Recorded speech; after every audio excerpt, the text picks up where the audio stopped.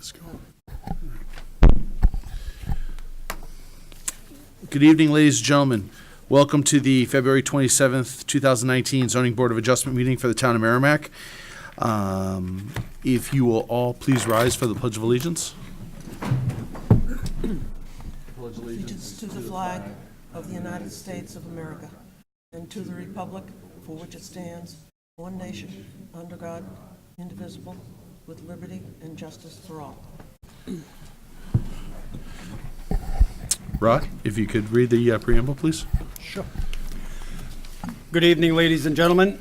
We will proceed with the petitions in the order they are listed on the agenda unless the board deems it appropriate to take a petition out of order. State law and local ordinances set out the criteria that must be met in order for this board to grant a request. The minimum requirements are outlined on the form provided by the Community Development Office, and the petitioner should proceed with this format to provide adequate justification for the board to grant the request. The chair will then open the meeting to hear testimony either for or against the request. All discussions will be between the speaker and the board. Please be respectful of all in the interest of time. Please be respectful of all, and in the interest of time, refrain from repeating previous testimony. No new documentation will be accepted by the board for consideration this evening, but the board reserves the right to ask for additional testimony at any time. After hearing the facts from all parties regarding a petition, the chairman will close the public hearing and the board will deliberate and vote on the request before moving on to the next petition. Please turn off all your cell phones, and those who plan on testifying, would you please stand to be sworn in? Plan on speaking this evening, can you please stand? For or against the petition? You swear to tell the truth, the whole truth, and nothing but the truth, so help you God? All right, thank you. The next zoning board meeting will be Wednesday, March 27th. And this evening, Drew will be sitting in for Fran. And Rod, you'll be sitting in for Rich. Okay. Just a couple of housekeeping items. When you come down to speak, make sure that although it is a green button on there, you'll see, make sure it's lit up and it's bright green, and also make sure that you please sign in, and then before you speak, state your name for the record. Based upon what we'll be hearing this evening, we are going to be moving around the petitions. The first petition is going to be Selco Partnership, DBA, Verizon Wireless petitioner, and Brent Vaughn, Revocable Trust owner. If they could come down and please sign in, I'll read the petition in. Selco Partnership, DBA, Verizon Wireless petitioner, and Brent Vaughn, Revocable Trust owner, rehearing for a special exception under Section 2.02.1B2 of the zoning ordinance to allow the installation of a telecommunications tower within the residential district. The parcel is located at 123 Wilson Hill Road in the R1 residential district by the zoning map. Tax map 4A lot 023. Case number 2018-41. This is a rehearing, not a rehearing, sorry. This was I believe do you have new information?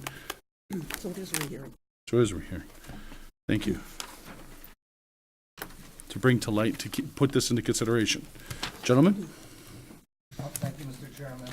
Members of the board, for the record again, my name is Victor Manoukian. Make sure your mic's on, please. That's okay. The record, I'm Victor Manoukian Oh, from stop. McLean Middleton. Is it bright green light? Hold on a second. It looks like we're gonna text.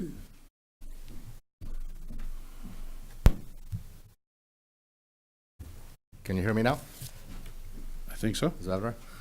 Thank you again. For the record, Victor Manoukian from McLean Middleton Professional Association, 900 Elm Street in Manchester, New Hampshire, appearing on behalf of Selco Partnership, doing business as Verizon Wireless. And we're here again tonight for the property located at 123 Wilson Hill Road, map 4A, lot 23. Today, unlike the previous time, we're only seeking a special exception. We're no longer seeking a variance for the style of the tower not being camouflaged. And when I submitted the new materials for today, I submitted a withdrawal letter for that. So if I can just start with, I wasn't here when the motion for rehearing was allowed, but I did read Robert Bryce's memo dated January 23rd, where he listed certain things. And at the end, he, in this, next to the last paragraph, he stated that furthermore, should the board grant the request for a rehearing, the board may choose to limit the scope of the rehearing issues raised by the moving party in the motion for a rehearing. There was no written decision, so what I was hoping to do, and I wanted to run it through you, Mr. Chairman, is focus on the prong that I didn't get when we did the special exception last time, which was A, and not so much on B, C, D, and E, if that's okay with the board, and talk about the new items that I've submitted and the new information. Please. Thank you. So when we look at the next memo that Timothy Thompson had prepared, dated February 20th, 2019, he talks about the standards of review on the second page, and he lists A through E, 2.021B1, A through E. And A is what I'm focusing on. The specific site is an appropriate location for such use or uses in terms of overall community development. The board had no trouble with B through E, and with respect to B below it regarding what new towers have to have, and we either have complied or have agreed to comply with all the items enumerated below that page. And also, I noted that the section about security bond is removed because that's no longer allowed under 12K. So I'm going to just now focus on what we felt was either new information or some action of the board that we didn't think was proper at the time. So I've submitted this both in the request for a new hearing as well as the recent submittal in February with all the materials resubmitted. In the materials, we resubmitted everything, and the new materials in there were the zoning drawings, which now depict the tower as a 125-foot flagpole instead of a monopole. And we have corresponding photo sims that show that style instead of the monopole. And the only other change in the exhibits was the sound experts' paperwork was adjusted to correct that we are using, as one of the members noticed last time, propane for the fuel source, not diesel. And he had done the testing on the diesel specs, which make a lot more noise than conventional propane. So this will actually be quieter, but his report is submitted in there. So to our request for a new hearing, we pointed out 5 things that I want to just touch upon briefly tonight. The section 2.021B1A, in our opinion, is very vague and ambiguous, and it doesn't give us a clear standard to follow. On pages 3, 4, and 5 of my, and 6 and 7 of my submission dated January 17th, which was the motion for rehearing, I highlight the 5 points. With respect to the first part, we cite the Freedom versus Giuseppe case to show that the standard must be a standard to enable an average man reading it to understand what a violation is of the provision. And when we look at the special exception in an R district, I listed the things that are in 3.31 through 3.37, starting with the use will not adversely affect the neighborhood, and produced no diminution of real estate. There will be no nuisance or serious hazard to vehicles or pedestrians. Adequate parking areas provided for motor vehicles. Dense plantings of naturally occurring shrubs and trees, and adequate buffer between proposed facility and existing residential users, etc. We now submit that we meet all that, and we're also now meeting the camouflage requirement. So with that and the submission of the RF report by Keith Valente that showed the necessity from the Verizon standpoint for the site, and Brian Ross's submission, which was submitted again this time, of his analysis of alternate sites, we feel that this site is appropriate for this, and that we have met the standard even though it is vague. Next, I'm going to argue that if the ordinance is not impermissibly vague, the board should still find this site as appropriate. And this is kind of a longer analysis that I did, and this is kind of some new information, some old information. So we did some digging as a result of the outcome of the first hearing into the history of this ordinance. So your wireless ordinance was amended in 2002 at town meeting, and it was noted during this town meeting that there's gaps in coverage in Merrimack, mostly on the west part of the turnpike, and that was done 17 years ago. So you can imagine what the growth is since then and how demand is much stronger now than was needed back then. And then it talks about when this was discussed at planning board meetings, et cetera. Then at the town meeting, the voters were given the opportunity to allow telecommunications towers in residential districts when the proposed facility was to be camouflaged, and that vote went through and it passed.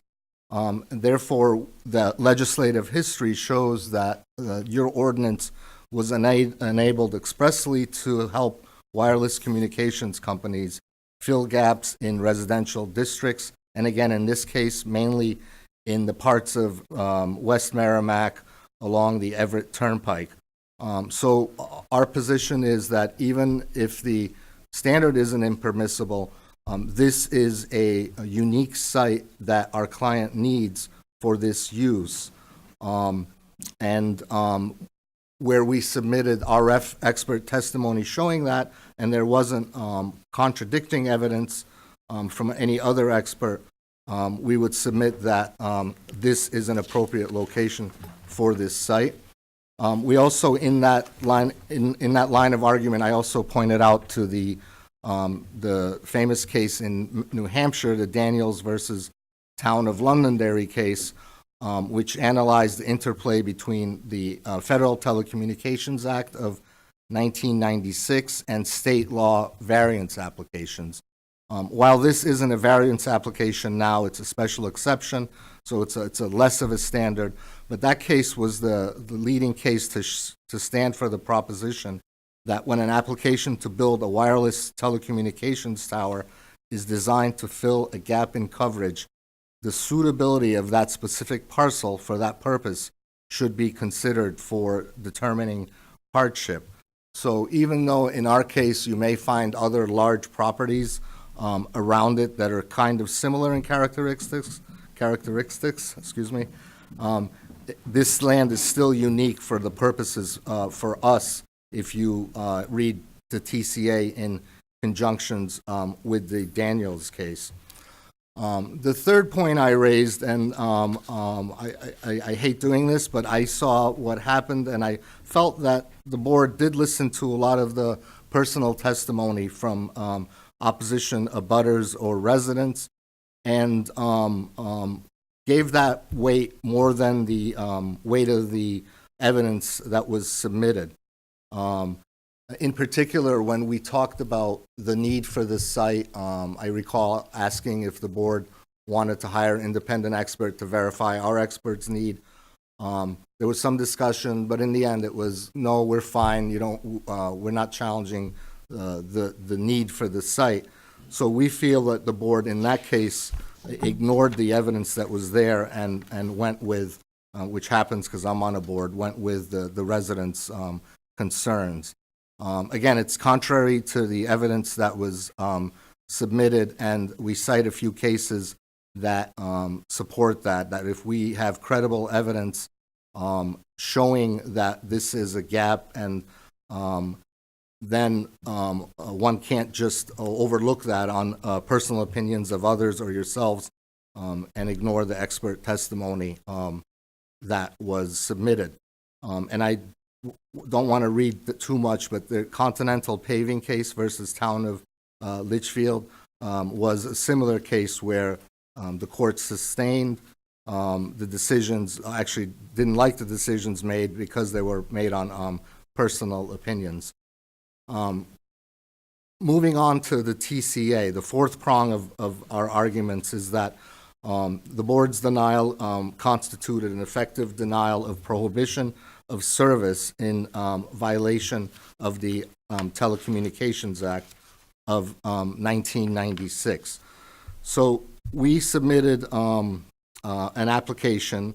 The evidence supported the gap and the coverage constraints that Verizon is looking for in its wireless network, and that the record evidence also supported that this facility would address the needs of Verizon.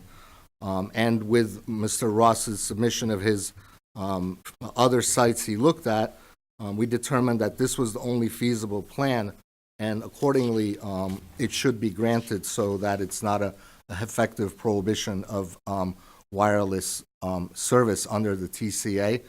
And lastly, the fifth prong we raised was, should you allow the motion for rehearing, which you did, we are going to back off on our further requests for relief and no longer seek a variance for the style of the tower.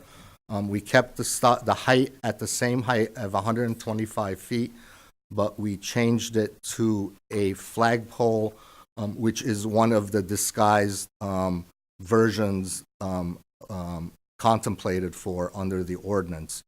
So with that, we hope that you would grant the special exception, in keeping in mind that we're not going to need any further relief other than obvious site plan review and building permits and things like that.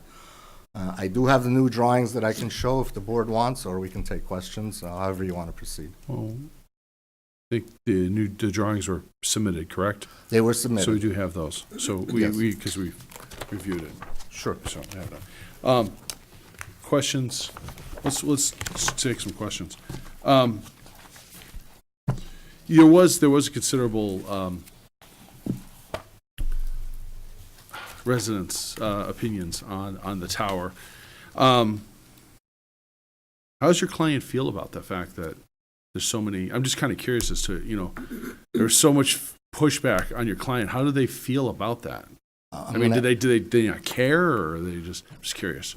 When you say client, I want to be sure, because we had this last time. Talking about Brett Vaughn. Oh, Brett Revocable Vaughn. Trust. Okay. Yeah. Because I always think of Verizon No, as my not client. Verizon. I'm just thinking of Brett. We've talked to Brett, and Mr. Ross spoke to him today, and he's still on board with it. Okay. He did have some, I'm not going to hide the ball, he talked to people in this building about it. He had some reservations, but right now he's in. He is under a contract with us that he's required to perform, and we're required to perform. Sure. So as of the last time Brian talked to him, I want to say that's 3-ish, 4-ish today. Okay. Five. He's still on board, and Good. again, he did have concerns, which is why we've talked to him and we've given them some of the same things that this board has, such as the RF emissions report to address or to appease concerns of people that raised issues about the health, even though I know you're not supposed to look at that, but he was concerned, but he's still all in and he still wants to do Sure. it. He hasn't pulled the plug on us. Questions, Lynn? I think one of the questions I had at the last hearing that I didn't hear was the gap in coverage. And we questioned that, and no one could say there actually was a gap. We were told that they wanted to increase the strength. They were looking at possible future additions, but nobody could express Sure, that there was a gap. okay. I didn't hear that. Yeah. I'm gonna ask Keith Valente to That's come fine, up, yep. because it is both, and he can That's do okay. a lot better than I can.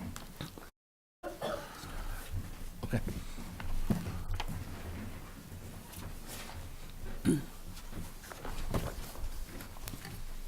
You could just sign it as well. Good evening. Keith Valenti with C Squared Systems. Business address is 65 Dartmouth Drive, Auburn, New Hampshire.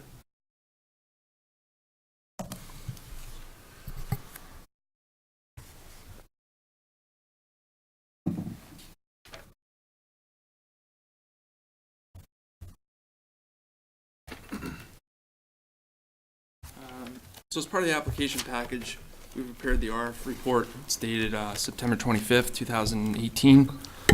And it discusses Verizon's network in the area in and around Merrimack. It shows their existing facilities, the areas served by those surrounding facilities, and it shows what the gap in coverage is, which effectively is along Wilson Hill Road, Spring Road, County Road, Amherst Road, and a large section of western Merrimack. Simply due to the topography of the area, the locations of the existing facilities that Verizon has, the nearest one is on the Turkey Hill tree pole that was recently put in service a year or two ago. And that facility is roughly 2 miles to the east. All other facilities are quite further away. Keith, what's the map that you're, So what I'm looking at here, so in the RF report, there were 5 attachments at the end. I'm looking at yep, which one are you looking at? attachment A, the first map. Got it. Thank you. So what this attachment shows is Verizon's network, their site locations. The site locations are denoted by the sets of pie-shaped wedges. So to quickly go through them, the site in the upper left is labeled Amherst. It's a tree pole on Highland Drive. Moving east into Merrimack, Merrimack 7 is the site on Turkey Hill that I just referenced. Continuing further south in the lower right-hand corner is a site labeled Merrimack. That's the lattice tower behind the outlets. In the bottom center of the map is Merrimack 8. That's a unipole behind the Home Depot. Unipole being similar to what the new tower proposed here is. The site it's labeled Amherst 2. That's a water tank across from a substation over in Amherst. And then Amherst 3 off Route 101 is another tree pole located behind a church. So those are the area locations that Verizon is presently located at and providing service from. Also shown on this map in the green, kind of irregular coverage areas, that's the area of 4G LTE coverage provided from those facilities. So the unshaded or white areas on the map are effectively the gap in coverage.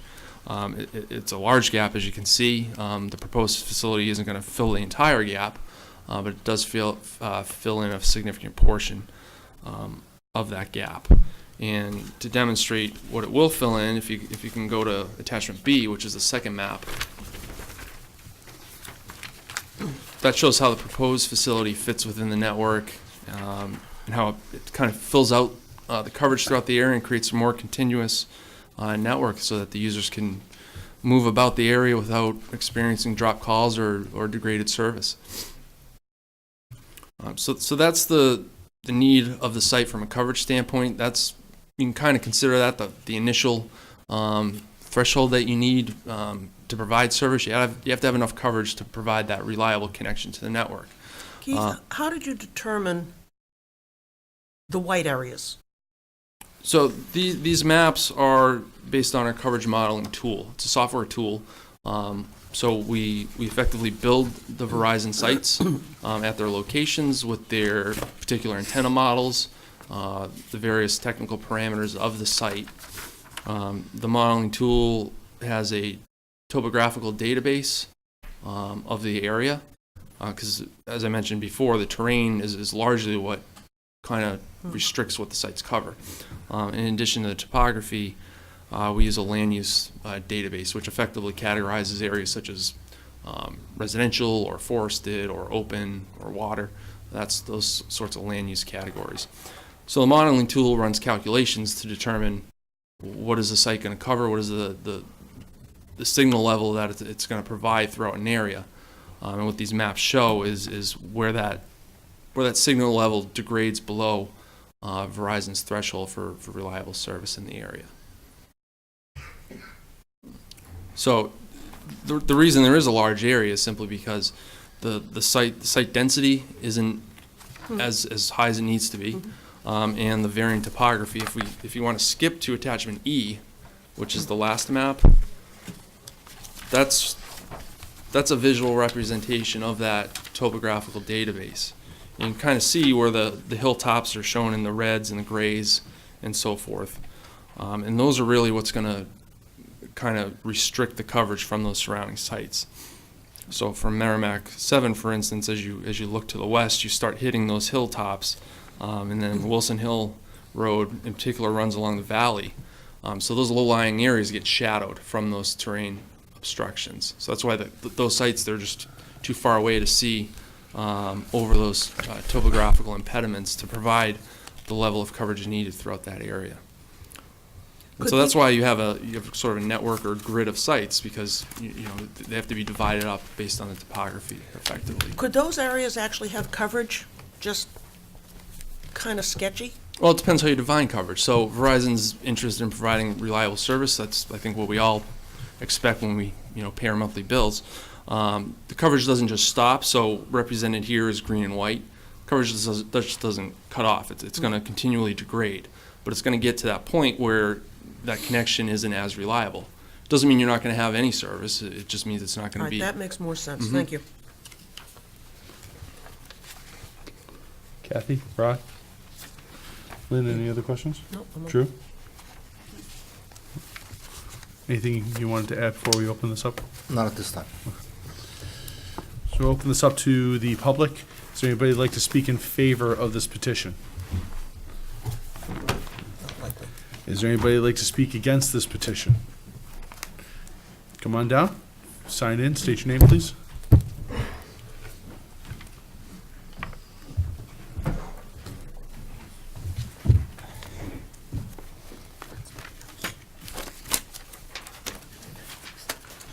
You have one?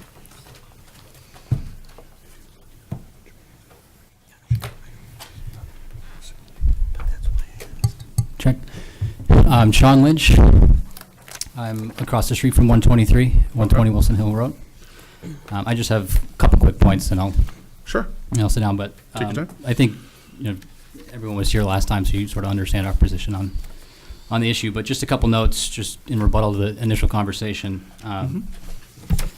So there's 22 towers within a 4-mile radius currently today of that address, 123 Wilson Hill Road. There was a reference to 2002. There was noticeable wireless issues. Since then, I found at least 6 now within that same 4-mile radius that have been put up since that date. I don't have any science on the coverage rates or anything like that, but there's been a significant amount of towers, in my opinion, that have been put up in that area since that date.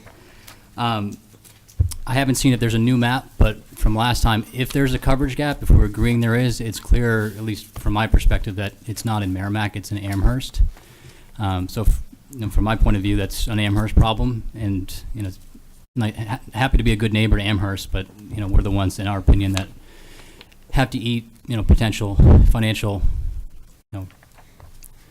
effects on our property. So also the property, the houses that are going up in the new development, there's 14 of them. In speaking with the property owner, they're going to be a minimum of $800,000 each. So you're about $250,000 in annual tax revenue, potentially, an implication here as well. And then lastly, we recognize it's sort of a David versus Goliath fight. There's a couple of us from the neighborhood versus trillion-dollar industry, so we just sort of ask your support.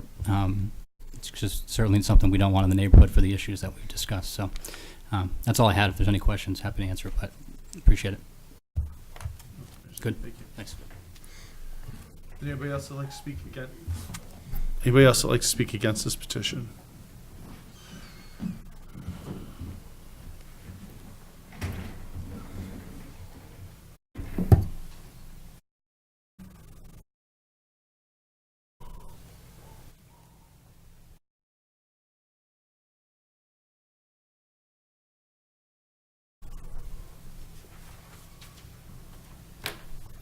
Hi, I'm Jim Wood. I live at 119 Wilson Hill Road. I'm on a butter to that development and this cell tower they're going to put up.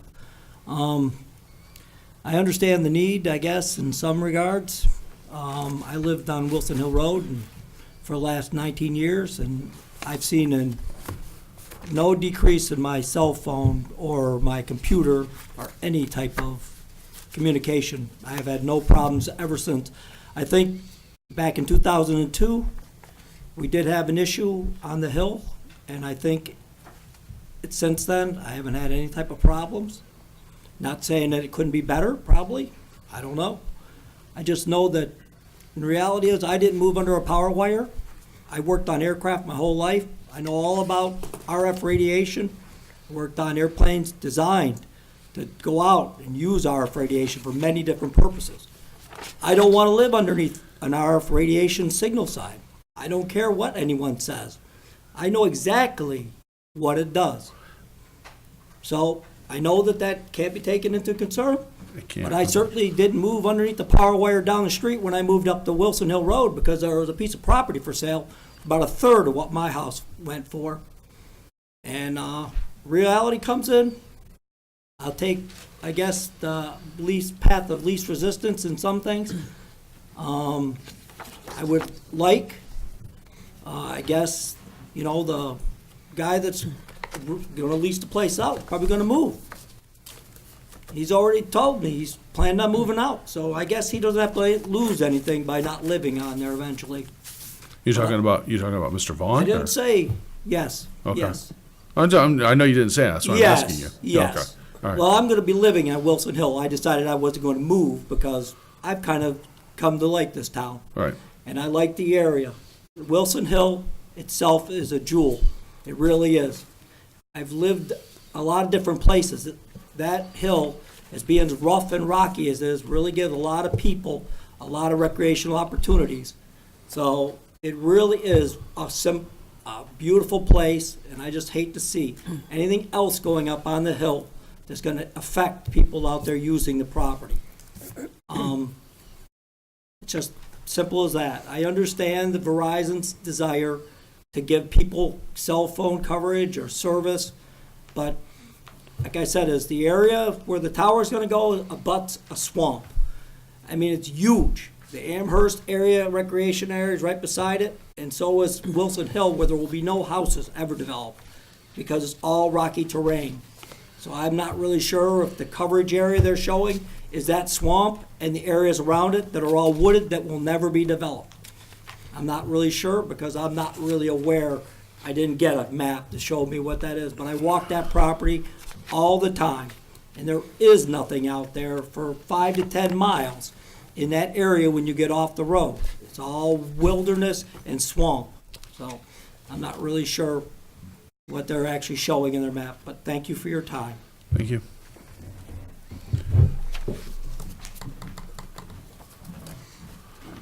Anybody else like to speak against? Come on down.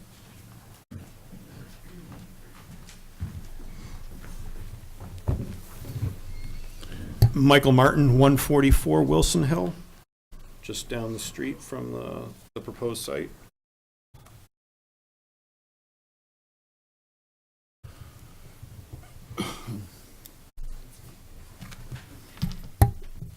First, thanks again for the opportunity to come here and discuss this issue tonight. I'm really here for one thing, which is that all of this is predicated on the fact that Verizon must demonstrate there is a significant coverage gap.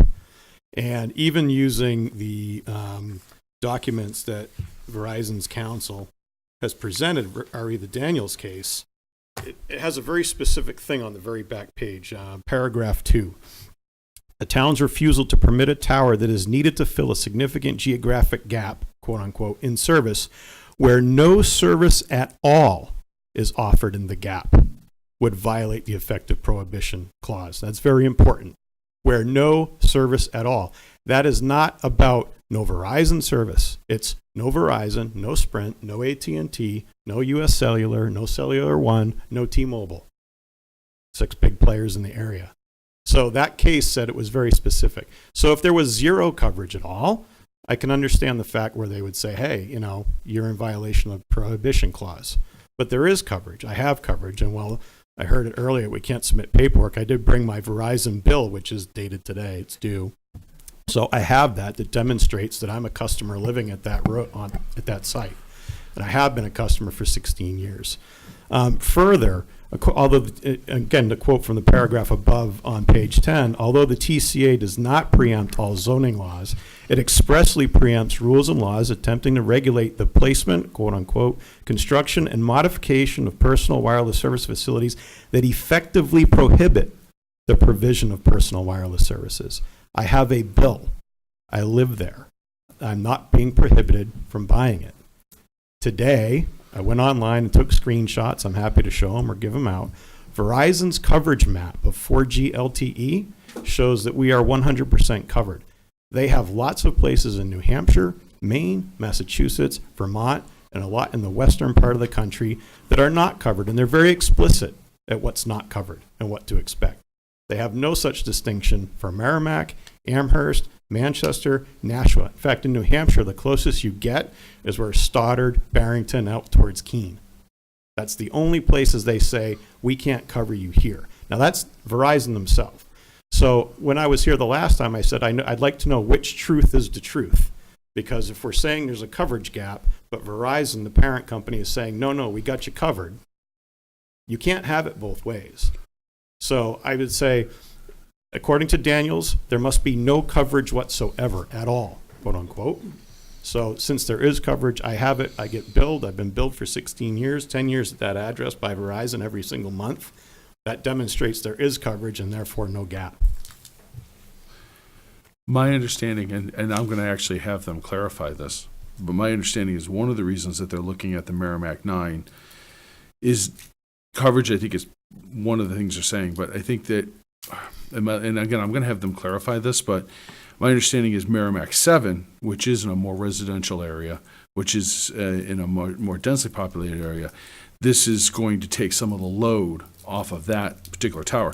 That I want to get clarification on, and I think that is why they're looking to do this, but no, I understand exactly what you're saying, and you do make a good point, but I'm actually going to be seeking clarification on that as well from them, because I think that is what, I think that's what they're saying, but I'm going to get that clarification from them. But thank you. Sure, thank you. Is there anybody else that'd like to speak against this petition? Ma'am, come on down, please.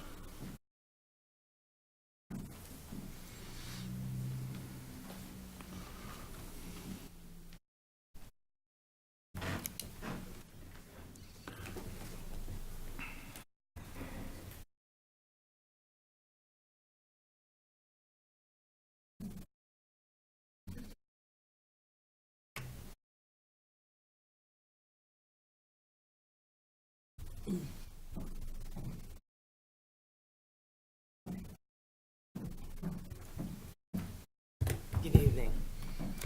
My name is Karen Grimes, and I live at 117 Wilson Hill Road. I'm a butter. And right now, I am petrified because I don't do well at public speaking. So if you won't mind, I'd like to read what I wrote. Okay. I said, we know that there are rules you must follow, but what we don't understand is how one person can affect the neighborhood and no one can fight it. We were told that you took things too personal, but this topic is personal for each and every one of us.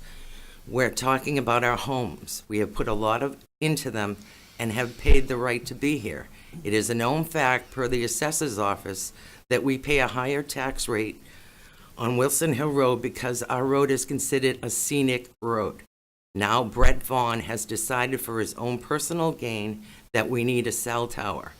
How strange that he was approached by Verizon before. He discussed this at the conservation meeting October 2015, if you watch the video. At the end of this meeting, he stated that Verizon would probably be contacting him again. and maybe he would work it into his development. Yet at all the planning board meetings, he never mentioned a cell tower. We heard a lot about how wonderful his development would be. Prime land, beautiful views, and expensive houses. 600,000 plus. I wonder, will the people who are going to buy these houses be enjoying the view of the lovely tower that they will be looking at? You have to remember, these houses are built above our houses. And every photo that we saw taken of the balloon that we couldn't see because we never actually saw the balloon, what it looked like, what size it was, or how high it was. And all the pictures were taken through the foliage from street level. There is no camouflage that can hide it from them. Every article I read, you can expect at least up to a 20% decrease in property values when cell towers are present. It is also mentioned that although we have coverage, this tower was to boost the signal in this area. If you look at the overlay to the north of Brett's home is all conservation land and undeveloped land. To the south is the Sauhegan River. To the west is Amherst and the Sauhegan Golf Course. And from that overlay, not all of Wilson Hill Road is going to get better coverage. I guess it comes down to, do we need this cell tower? No. Do we want it? Is it a necessity? No. And we have lived at Wilson Hill Road 117 for 32 years. And we have survived some way, somehow, without a cell tower. So I mean, and my other comment would be kind of like a dig to Verizon. Do any of them have a cell tower near them? And the realtor who said that it doesn't affect anybody. See, I'm starting to panic. So take your time.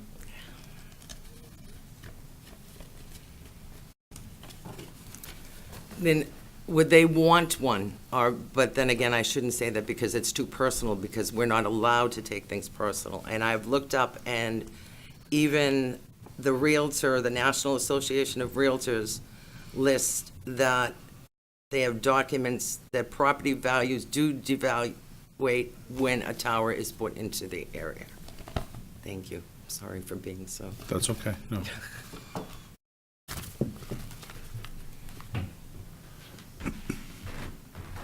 Is there anybody else to speak against this petition?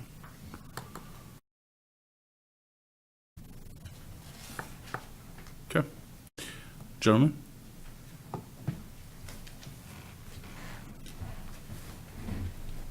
Thank you, Mr. Chairman. Keith Valente will handle the question you raised and the public raised. I just want to point out one quick comment. And I don't like dueling with lay people about what the New Hampshire case law says or what the TCA says, but I will say that the Telecommunications Act, when it came out, one of the things it said was to promote competition between wireless providers so that there's coverage nationally with all carriers. So it's definitely wrong that there has to be no coverage. Verizon can compete with AT&T if AT&T has coverage there and they don't, and they're entitled to the protection of the TCA or vice versa. So Right, that's not But accurate. everybody says that they do have coverage up there. They have spotty coverage if they have Verizon, and I can't speak for the other carriers, but Verizon wouldn't build a tower that would normally cost about $200,000. In this case, it's going to cost a lot more because we changed the design. They don't build those if there's no need. If they're not suffering, and I'll let Keith talk about the other tower and what's happening with that versus our coverage gap issues. Sure. So to go back to the chair's question about from a capacity standpoint. So what I briefly introduced with those maps we were discussing earlier, was more of the traditional coverage need. Nowadays, with the growth of wireless usage, most people find them indispensable parts of their lives. Many people have multiple devices. The usage on these networks is growing and growing. And oftentimes it creates a capacity overload on site. So part of the network strategy is to densify the network in order to support all that capacity. So referring back to the maps in the RF report, there's attachments C and D. And what these maps show are, what we've done here is in yellow, we've highlighted the area served by the northwestern facing and southern facing sector of that Turkey Hill site.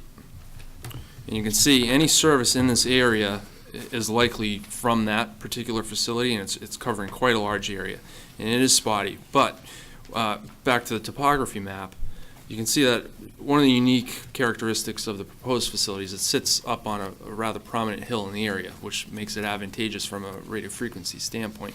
What you'll find is those higher areas generally will have some degree of spotty coverage from far off sites. Okay. It's where in the valleys where it's going to disappear. So whether or not you have coverage here and you know 200 feet down the road it goes away, that's not really a reliable network, and that's not what we're trying to design here.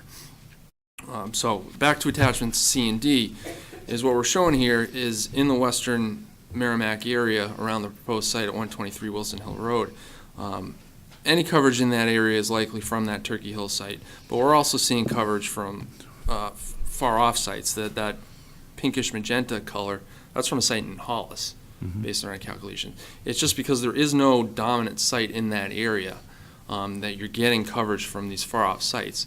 One, those sites aren't intended to serve an area such as western Merrimack, and two, from a service standpoint, there's a lot more overhead involved. And what I mean by that is a site can cover more users if they're closer to the site because there's a stronger level of coverage.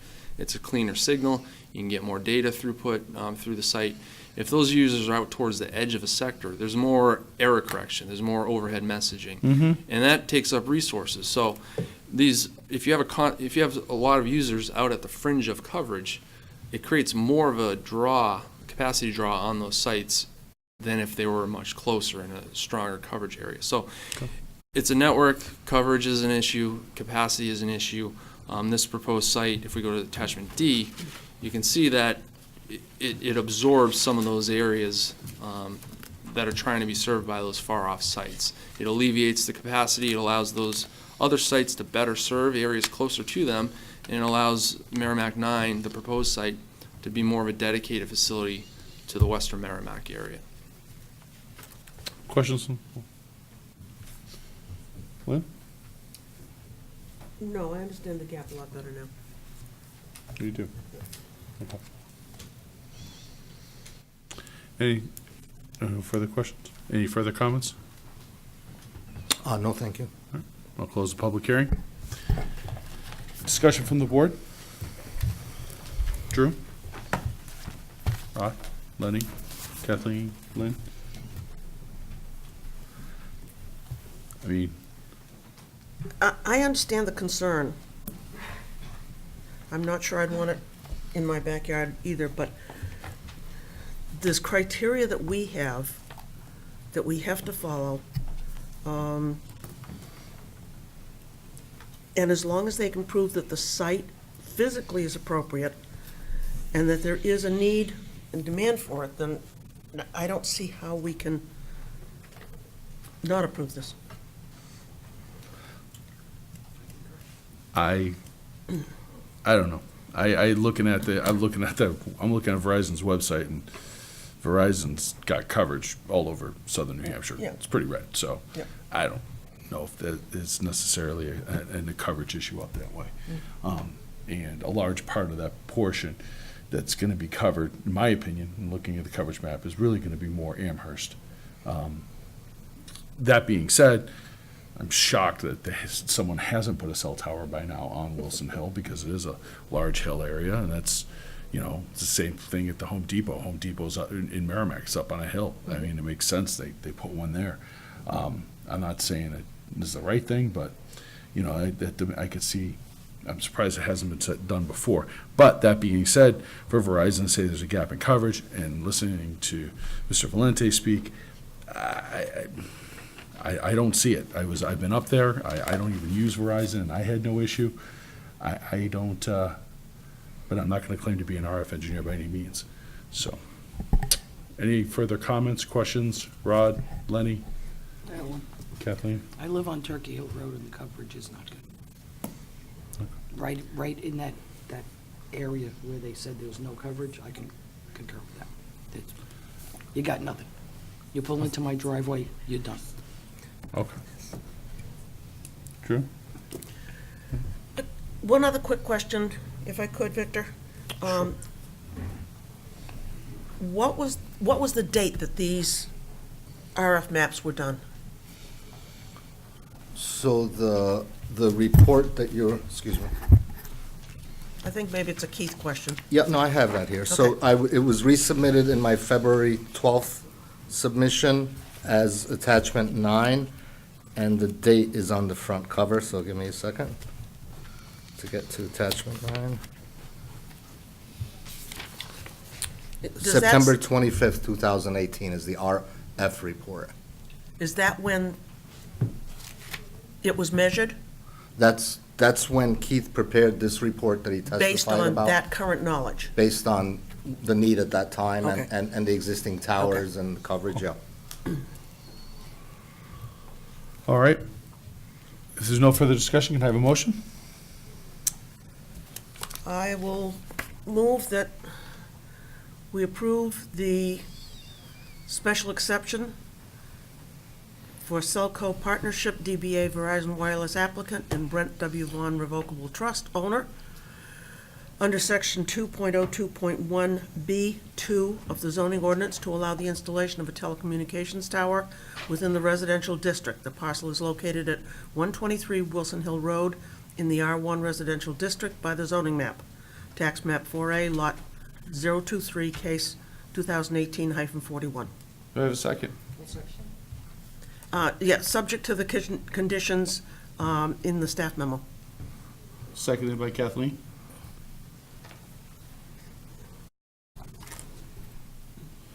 All in favor, say aye.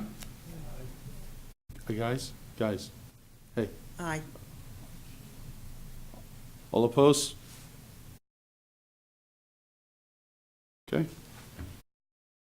You abstention? Okay. It's 3, 1, 1. No, the petition would carry. Thank you.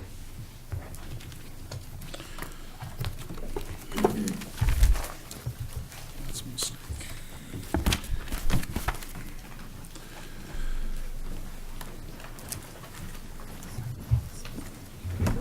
All right, let's.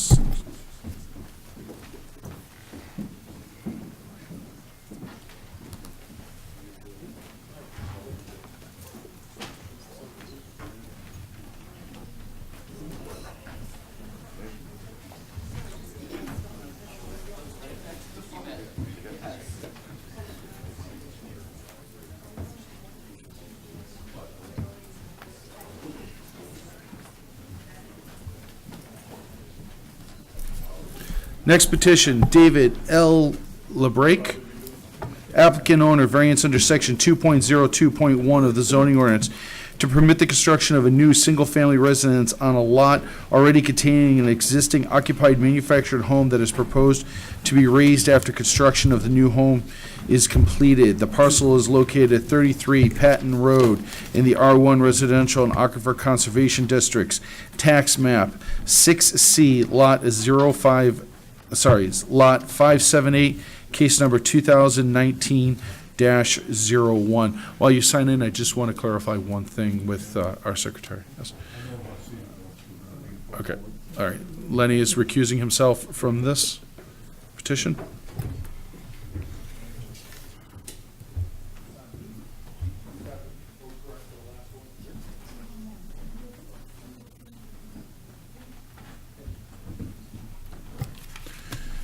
Gentlemen? Thank you, Mr. Chairman.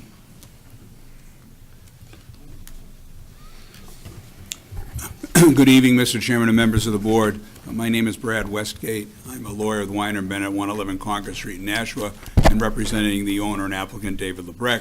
Mr. LeBrec is sitting with me at the table. I put up, Mr. Chairman, a large-scale copy of the same plan that went with our application. The only difference is I colored it a little bit, and I'll point out the reasoning for the coloring. It's really very simple and straightforward.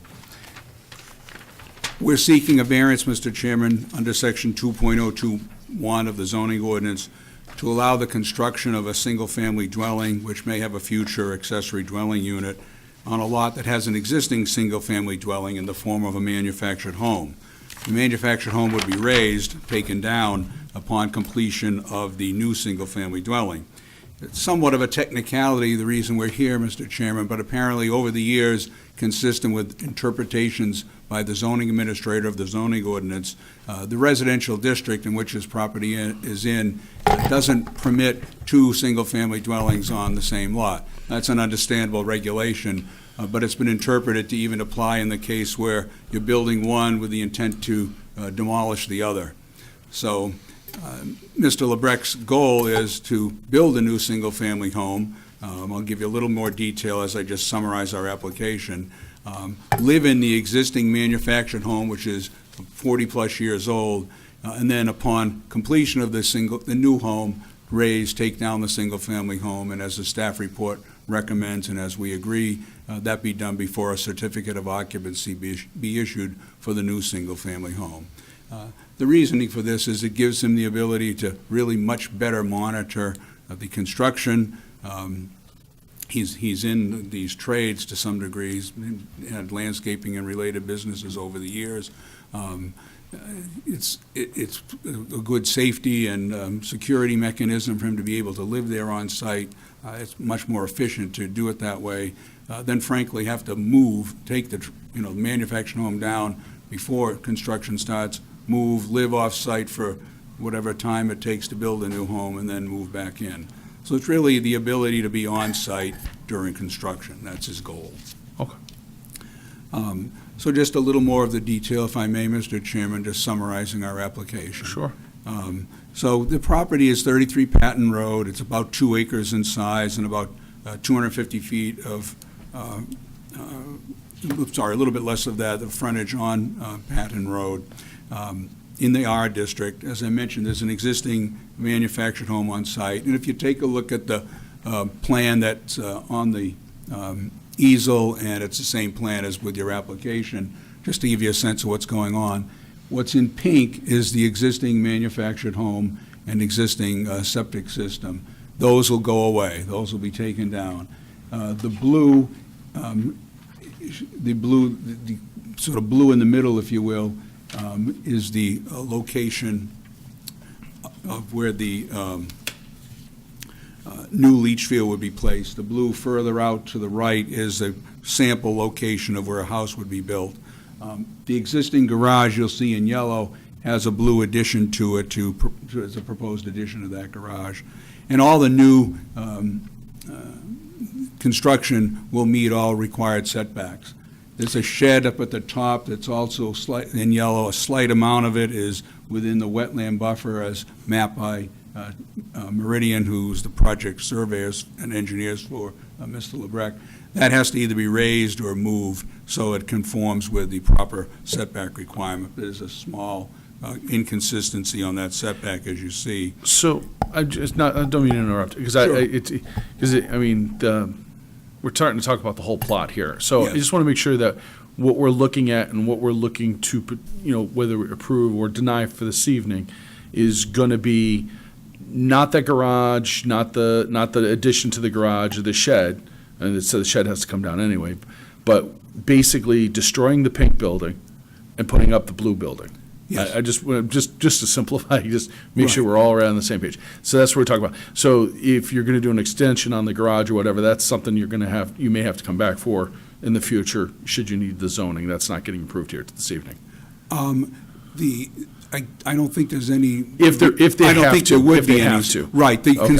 If not, then they don't have to, and that's fine. Right. That's fine. Exactly. I mean, obviously, there'd be the building permit process. Right. And we'd Yeah. have to meet necessary setbacks. and I just all want to of make sure we're just approving approving or denying the house. That's it. No anything else. Any other accessory buildings. That's all. I just want to make. That's what I'm just want to make sure that we're hearing. Yeah. You're asking for permission to have two homes temporarily on that property. Exactly. And that's all we're doing. That's all we're All right. seeking. That's Yeah, good. To have two homes. And All to right. the extent that we would need approvals to the addition of the garage, for example, that would be analyzed when a building permit for that is Correct. applied for.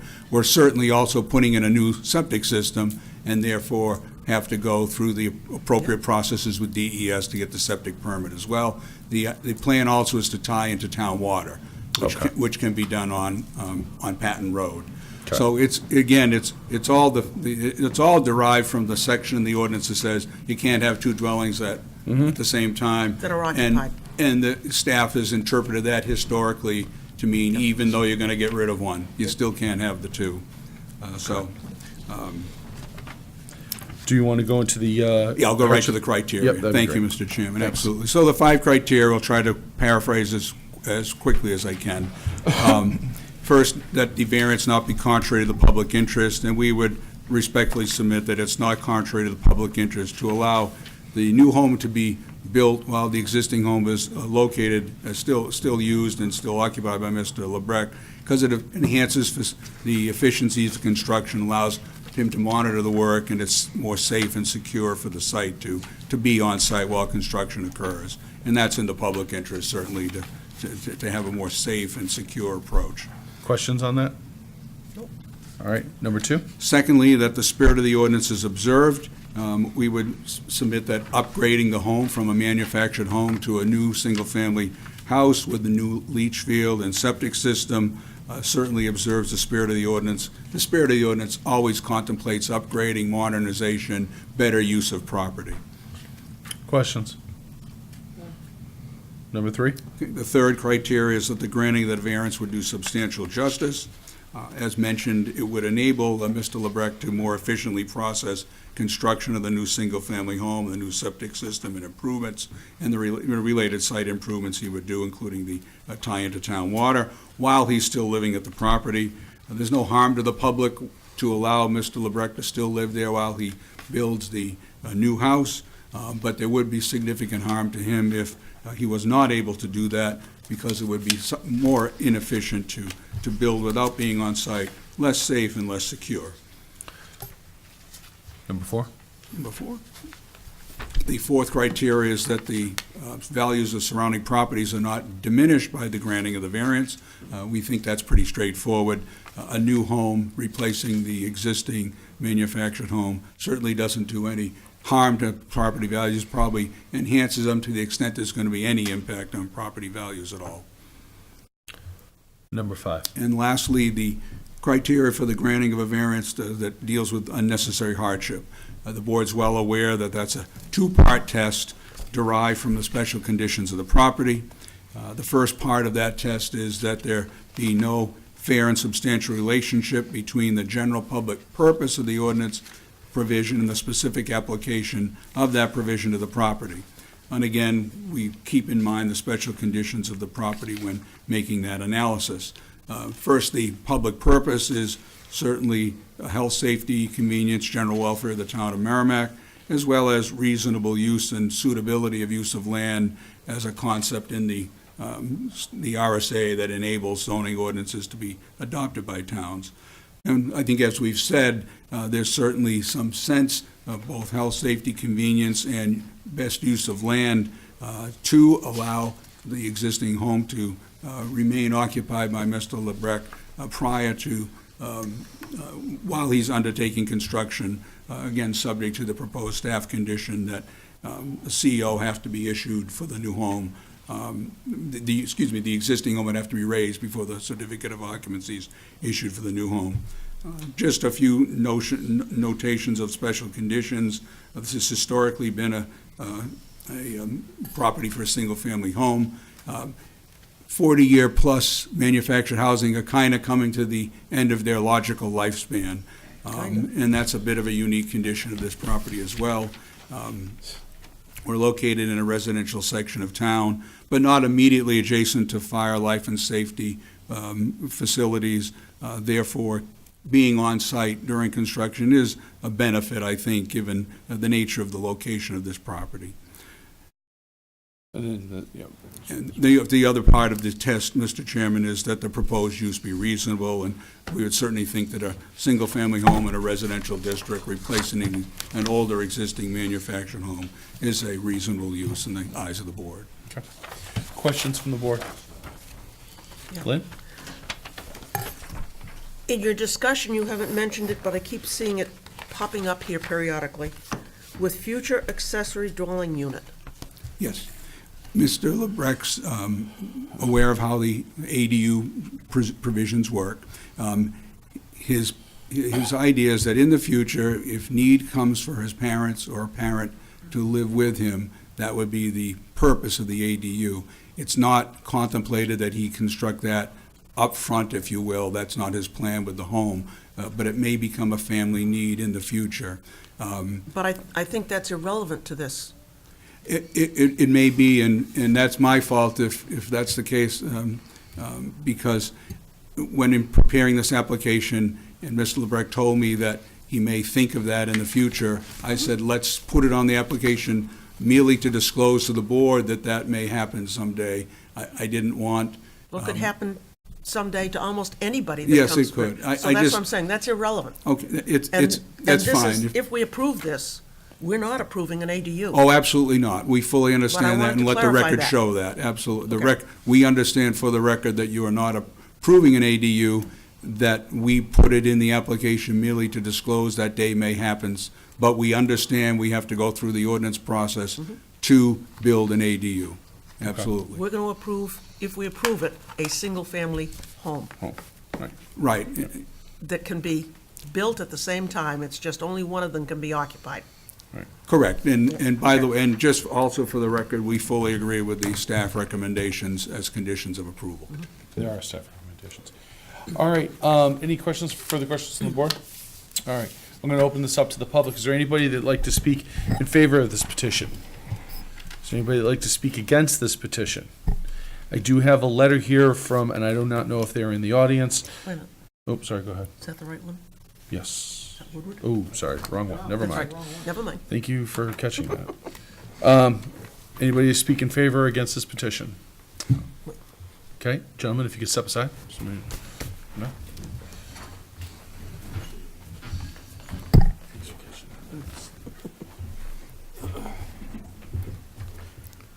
This is gonna be short, and, If you just sign in and state your name, please.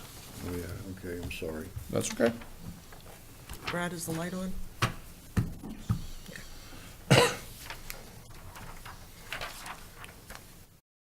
Is this your address?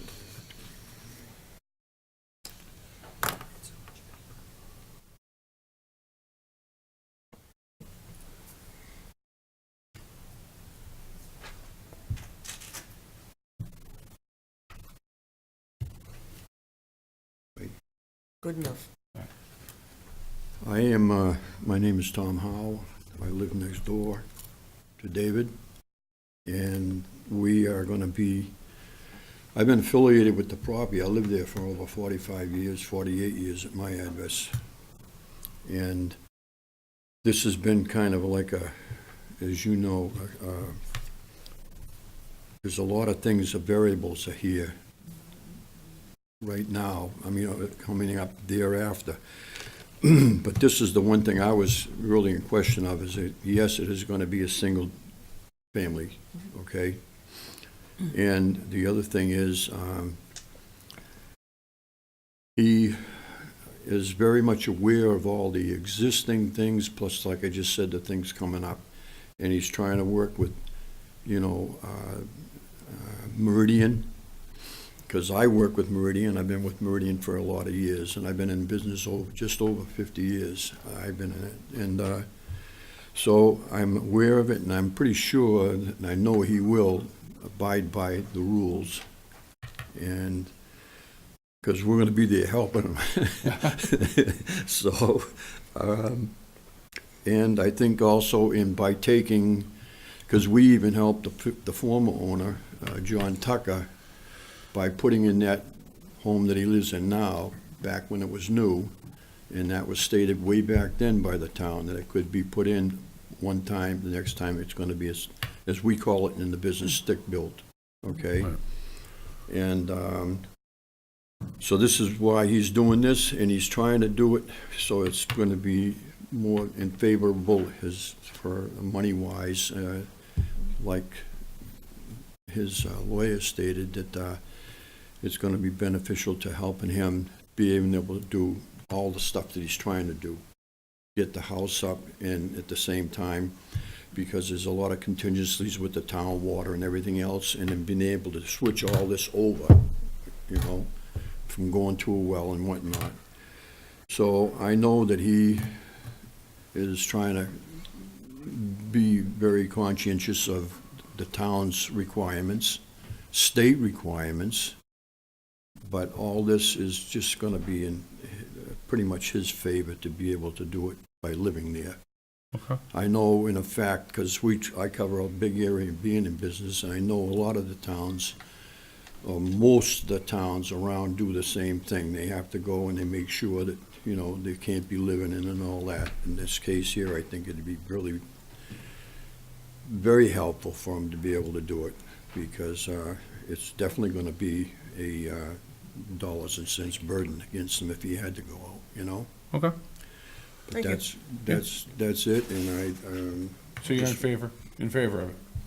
yeah. All right. No, he's really, And I wonder who's gonna do the septic?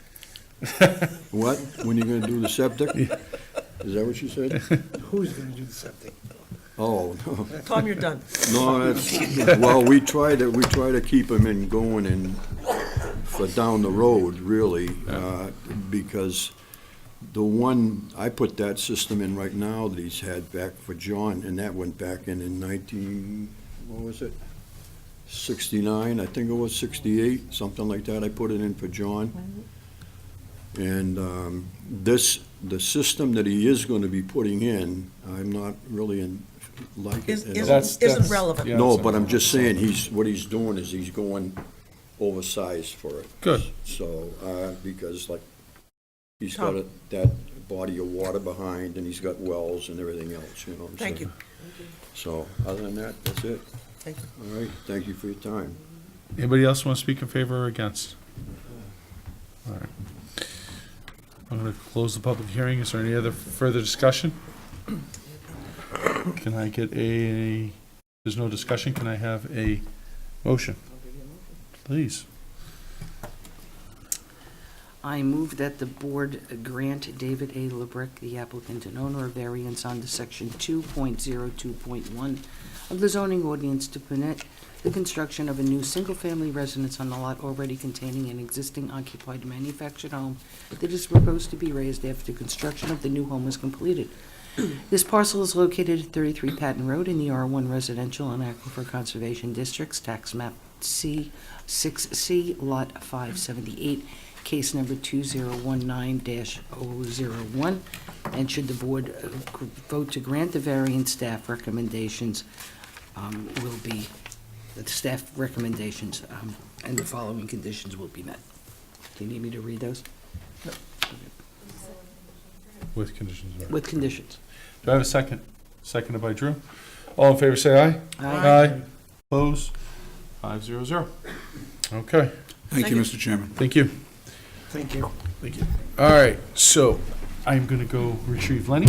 Okay. The mic is yours. I'm recusing myself from the next one.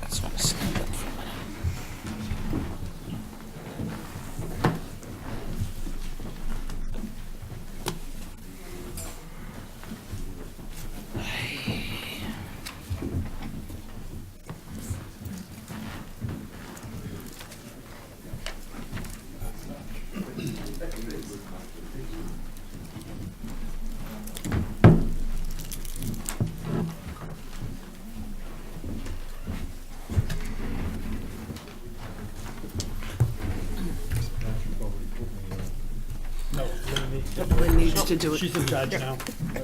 Lynn needs to do it. All right, Patrick has recused himself. I'm going to appoint Lenny to sit in his position for this, this article.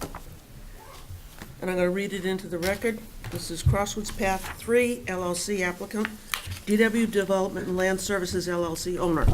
Variances under section 15.04 and 15.06, table 1 of the zoning ordinance to permit the construction of a mixed-use, multifamily residential mix of 1 and 2 bedroom units and office building with greater residential density, 8.36 units per acre, whereas 7 units per acre for 1 bedroom units and 6 units per acre for 2 bedroom units is permitted. The parcel is located at 747 Daniel Webster Highway in the C2 Commercial, I-1 Industrial, R Residential, and Aquifer Conservation Districts, Tax Map 7E, Lot 046-54, Case Number 2019-02.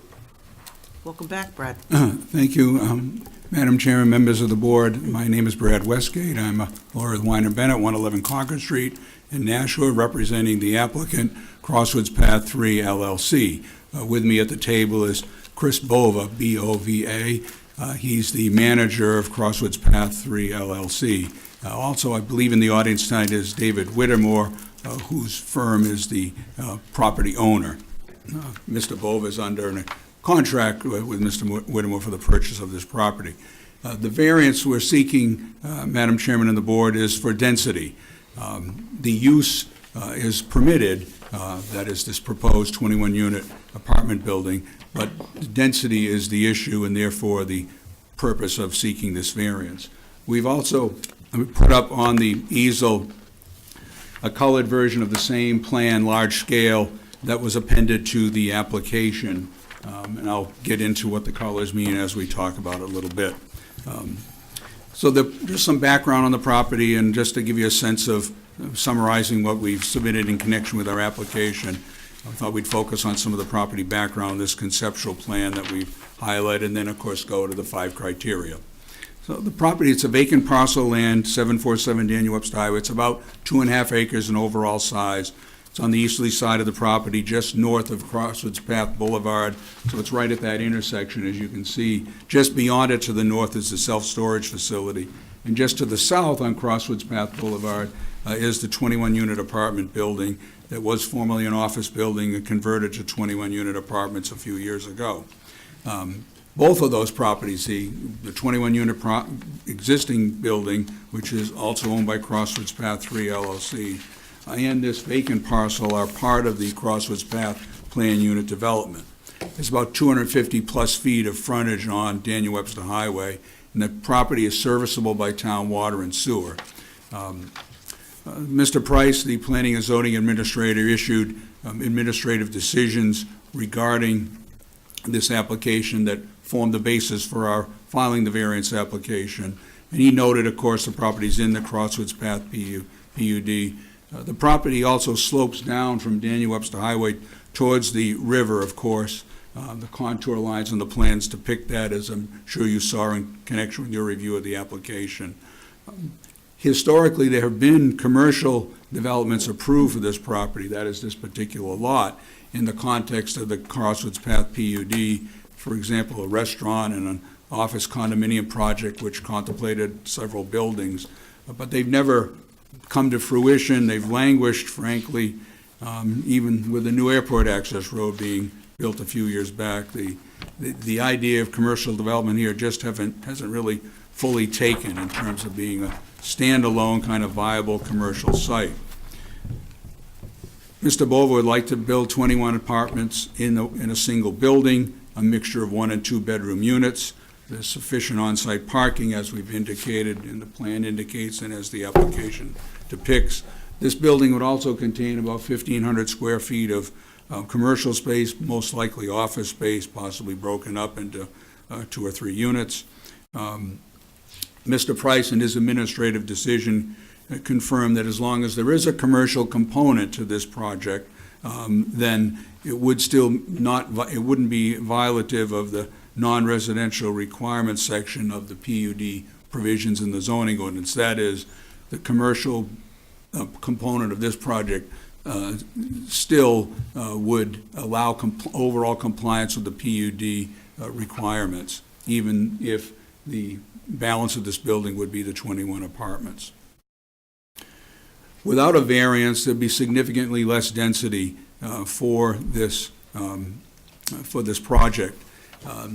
Mr. Price notes in his administrative decision that there are 2 sections in the PUD provisions in the ordinance that seem to deal with density, and we've sought a variance from both of them.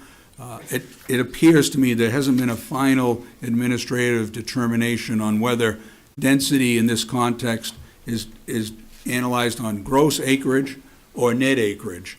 So we've sought a variance for both, and Mr. Price notes that we've done so in his staff report. If it's net acreage, you have to subtract out the public service easement, which is a corridor running fully through the property. As you can see, it's the 150-foot parallel corridor that runs straight through from one end to the other, northwest to southeast. You have to subtract that land and maybe even some of the slope land.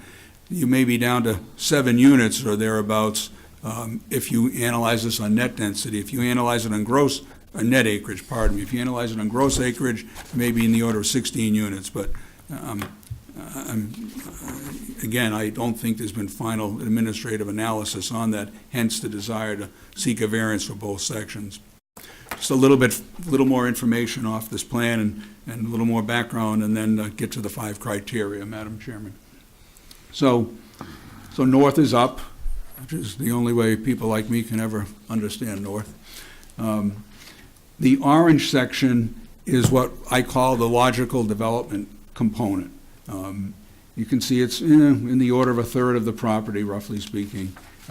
The proposed building would be fully in the orange section. Some of the parking would be in that section, but the remainder of the parking would be in the pink or part of the PSNH easement area. The green area would be undeveloped. Much of it is treed.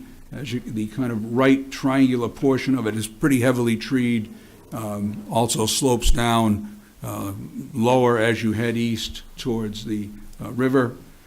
The little circular dots in the green and the sort of left part of the green are an area of just a concept of where some additional plantings may be included. The property, as you can see, is also in 3 separate zones, which makes it a very unique property in town. The zone lines are shown,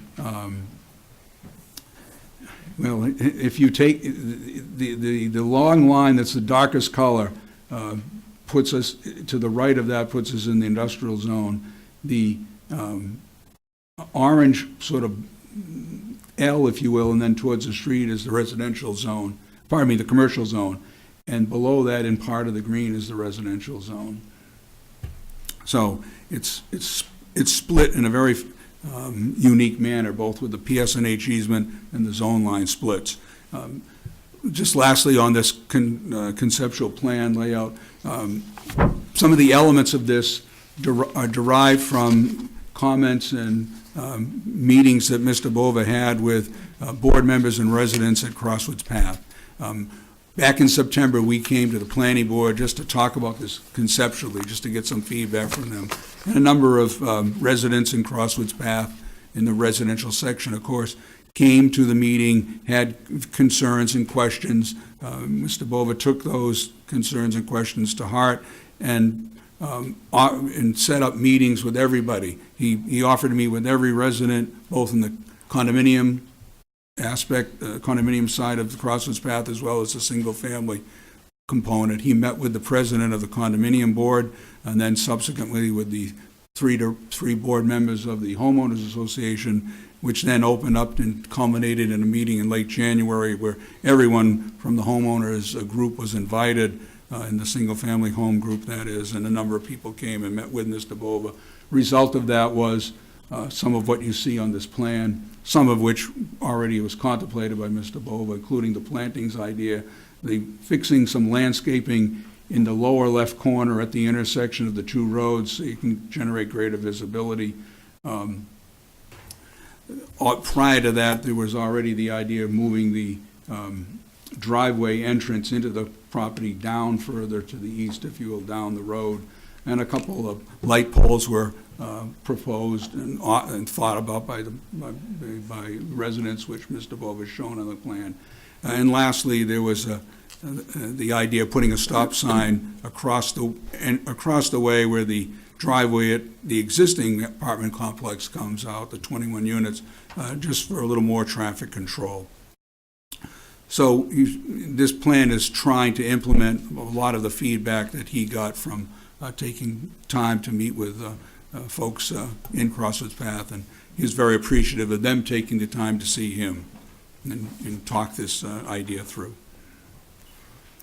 So, our sense, Madam Chairman, is that this project, this idea, and as we've said in our application, is a more compatible approach for what's already existing at Crosswoods Path. As you know, there are several multifamily buildings in Crosswoods Path. They're mostly towards the front, one of which is the 21 units, the former office building. But then you go down the road, and there's a few more as well. It seems to us that sort of a parallel building on the other side of the street is pretty compatible with what's already there, as opposed to potential commercial development, which has been hard to take, but and hard to make work. Because if commercial development was really the direction this kept going, the probability would be that more of the land mass has to get used. Therefore, the green area that can really be kept fully undeveloped probably is more at risk of being developed. Whereas this approach with this density enables the orange section to be the developable portion. But with a low density for residential use there, it doesn't make that idea as viable, therefore leading to perhaps greater utilization of the overall site. So our thought is that this density, coupled with the way it can be designed and tucked into that corner, is the most sensible and logical way to go. Obviously, if we were fortunate enough to be successful tonight, this has to undergo full site plan review at the planning board level, which would take up all the issues of landscaping, screening, lighting, traffic, all that stuff would be appropriately dealt with at the planning board level, and it would be Mr. Bova's burden to meet the criteria that the planning board would demand in such an undertaking. I'll go now to the 5 criteria, Madam Chairman. I thank you for your patience. I thought it would be helpful to just get some of that background laid out before the criteria. So the first criteria, of course, is that granting the variance is not contrary to the public interest. We would respectfully submit it's not contrary to the public interest to permit this density of up to 21 units because it does have a pretty ideal portion of the land, the orange section it is, that can be used for that purpose. And it would be consistent with what is out there at Crosswoods Path, as I've mentioned, in our mind. This is a part of the PUD. We don't need a use variance. Again, it's merely a question of density. We can accommodate the parking relatively easily in the site because it being 2.5 acres. We think it's a better utilization of the land, which has frankly sat vacant for the 20 years that Crosswoods Path PUD has existed. And who knows how long it would sit vacant if it's simply focused on a commercial development. But ultimately, something will happen there, and we think this is the best thing to happen there. The property is also not located in a sort of commercial sector, if you will. It's not in a big grid area of commercial development, but more interspersed commercial development, and that maybe has had some impact on its history so far as well. Second criteria is that the spirit of the ordinance Brad, be. just a minute. I apologize. I'm sorry. Yeah, I forgot. That's I'm all right. sorry. Any questions on the first one? Okay. proceed with Thank two. you. I'm sorry. Second is the spirit of the ordinance be observed. The Section 1501 of the PUD regs set forth the spirit of the ordinance. They include promoting the efficient use of land and utilities by providing a, quote, optimal pattern of site development. And that's what we think exactly what we're doing. We're creating a more optimal pattern of site development by this use of the lot as opposed to alternative uses that frankly have been approved but not implemented. And again, we maintain some parallel, some symmetry with the other side of Crosswoods Path Boulevard right at Daniel Webster Highway. We're on Daniel Webster Highway. We're not embedded into the community fully and directly. But a fewer number of units would be under the utilization of this property, frankly, and may not make it even a viable approach without, again, beefing up the commercial side of it, if that's even viable. Also, when you have a smaller number of units, you have more of a cost factor for tenants because you've got a site that still has to be maintained, but with fewer people to spread the rent across. And we look at this as a site that has reasonably affordable units, similar to what's across the street in the converted office building. That's our thoughts relative to the spirit, Madam Chairman. Any questions, comments? Okay, number 3. Thank you. The third is that the granting of the variance to do substantial justice. We would submit that substantial justice is done, given the very unique size, nature, and location of this property, including its unique characteristics. You can see them by, just by what we've laid out on the concept plan. The PSNH corridor is a significant detriment to development, but does, it coupled with the treed area to the upper right and the ability to do some buffering and landscaping in the rest of the green area, does set forth a pretty unique opportunity in the orange area to do something reasonably modest, not out of character with what's nearby, and appropriate, I think, for being right on Daniel Webster Highway. Also, site improvements can be done, which are frankly also helpful overall, on an overall basis. The substantial justice criteria is also a balancing test, as our court said some years ago, the balance being whether there's any harm to the public if the variance is granted, and we would respectfully submit there's no harm to the public if the variance is granted, but there's a significant detriment to the property if it's denied because of this underutilization that we've seen over the years. That's our thought on substantial justice. Any questions? All set?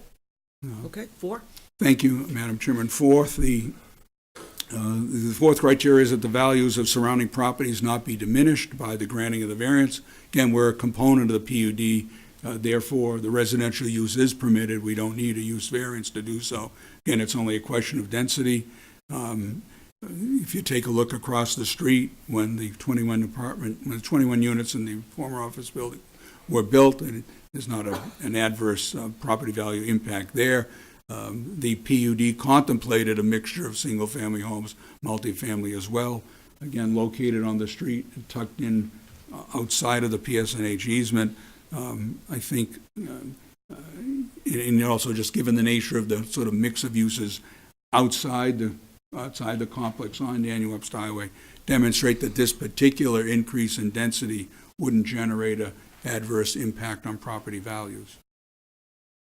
Questions? All set? Okay, and lastly, Hardship? the hardship criteria, as the board well knows, it's a 2-point test. You've got to first analyze the special conditions of the property, and in the context of those special conditions, look at the 2-prong approach in the hardship test.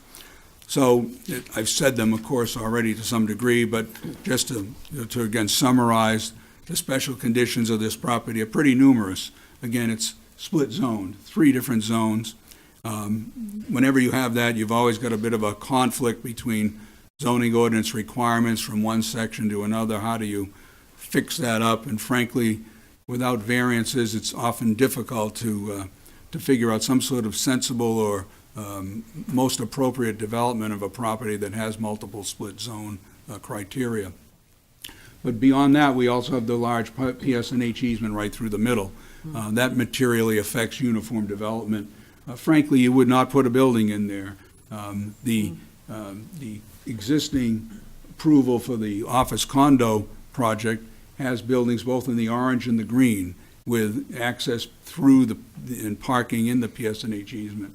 And that's the kind of thing I think that is avoidable in this case if we can focus solely on the orange with something that is a viable approach.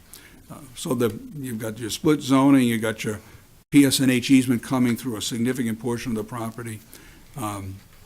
But you also have the ability to isolate what we're doing in the orange by way of not developing the green. And that's also, I think, a unique characteristic of this property. The vegetation can remain in the green and be enhanced, and all of that would be played out through the planning board process, of course, and what they thought most appropriate. Also, not to forget, this isn't a flat piece of land. It slopes down significantly from the street towards the Merrimack. And that in and of itself generates the some buffering and screening capability because of elevation differences. We're also on the edge of the PUD, but on a major thoroughfare, which is a bit of a unique characteristic. And Crosswoods Path itself already has multifamily buildings. So these are those special conditions. Will we keep them in mind? We analyze whether the ordinance provision bears a substantial relationship to what we're trying to do and what the purpose of this application is for. And we would submit that the provisions of the ordinance which establish the density guidelines, so that's what we're seeking a variance from, the density regulations, those purposes aren't fulfilled if upheld in this particular case. That is, the density that we seek does not do violence to the intent of the PUD regulations of density, because we can handle the development in the orange, as I said. It's similar in scope to what's already there, multiple buildings on Crosswoods Path. It's not located in the center of the community. It's out on Daniel Webster Highway where one would expect multifamily use.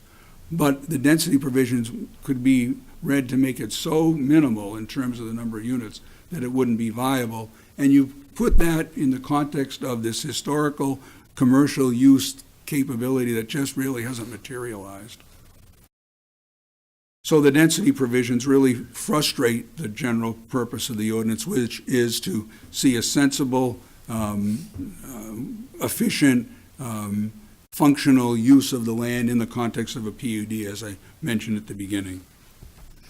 Well, the last portion of the hardship test is that the use be reasonable. Again, the use is permitted, so it's not that the multifamily dwellings need a variance for that use. It's that the density be greater than what I've noted would be otherwise the case, possibly anywhere from 7 to 16, and depending upon how you analyze the regulation. And we would submit it is a reasonable use, given the history of what you already see out in the complex. The non-simplex test, Madam Chairman, as you remember, your variance application also has the old variance, the old hardship rules, if you will. I won't go into those, but just for the record, we did outline how we thought that test would be met in the alternative to the standard two-part simplex test. And Further questions? We're happy to answer questions. Thank you. Questions? All set? All right. I'll open the public hearing. Anyone in the audience want to speak in favor of this? Come on ahead. Please sign in and identify yourself.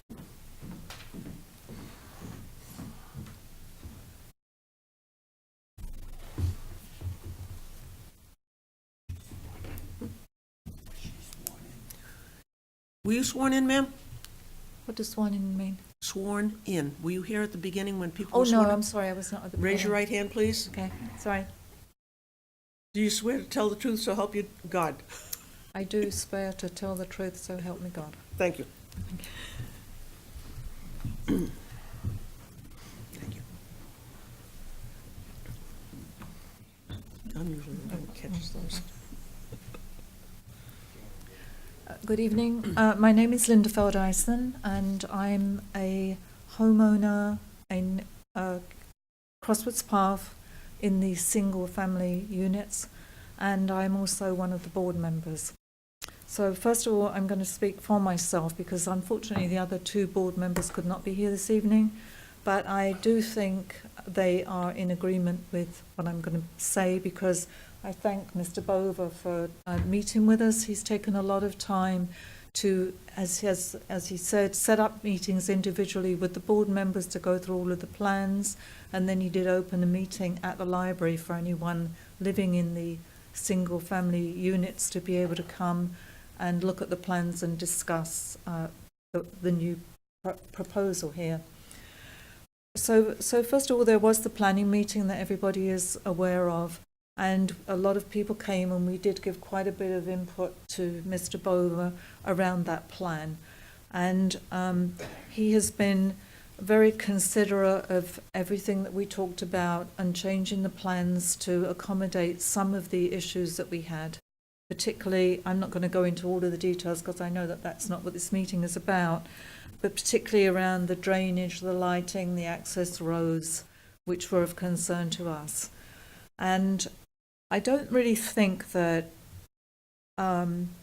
increasing from 15 units to 21 units is really going to make that significant amount of difference. At some point, a development is going to happen here. And I would rather it be a development that is in keeping the look and feel that we have right now. So it is a living community versus offices, or it could be a daycare centre that's put in there. You know, who knows what might go in there. But this way, I think Mr. Bover has an interest in keeping the look and feel of the community because his tenants will be living there too. So if it's a nice place to live for everybody, then I think that is goodness all around. And he did actually move the access into the unit here, the orange piece where he's going to be building. So the access is further towards Daniel Webster Highway now. I could just quickly show you on the map here. In the previous rendition that was brought to the You're planning walking board. away from the mic. Oh, I'm sorry.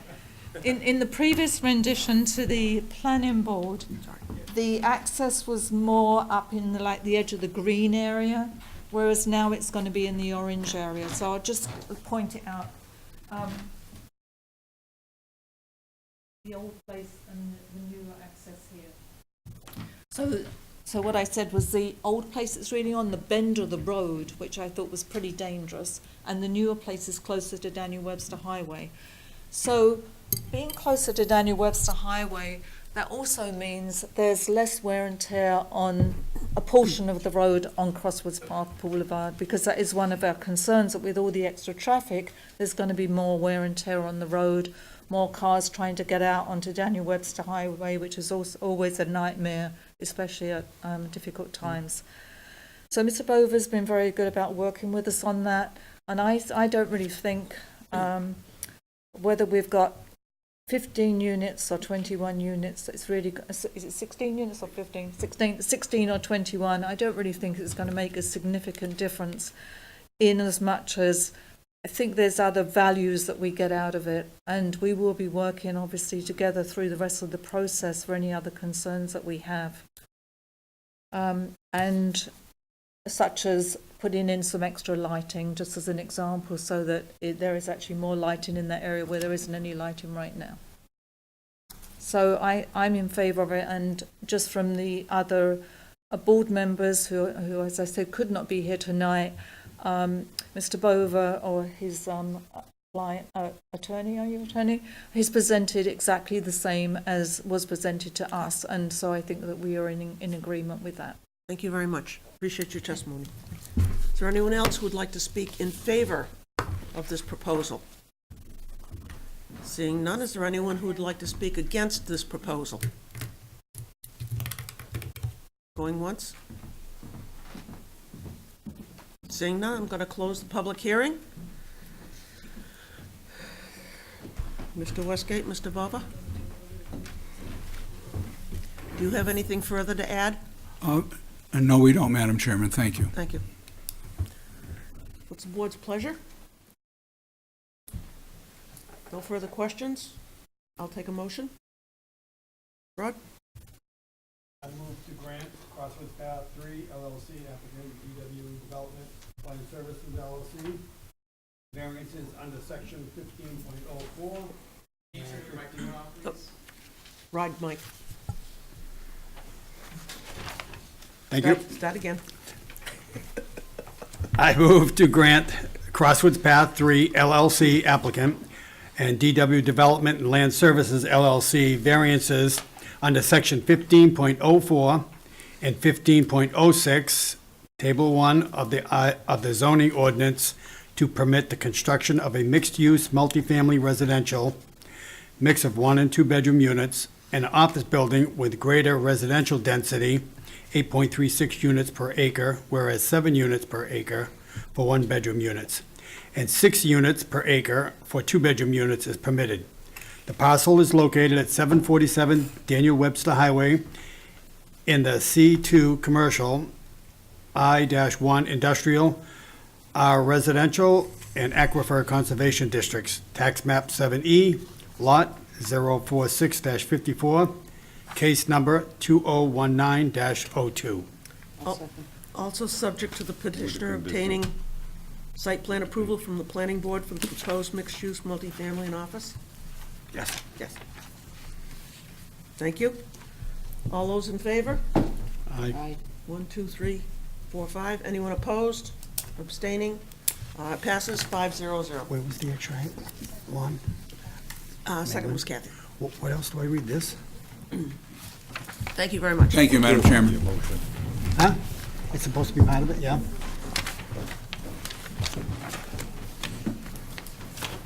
What?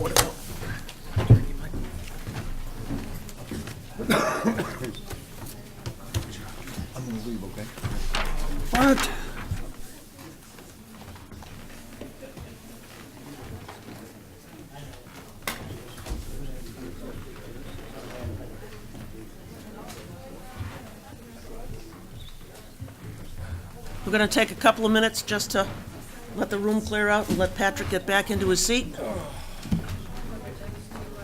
Yep.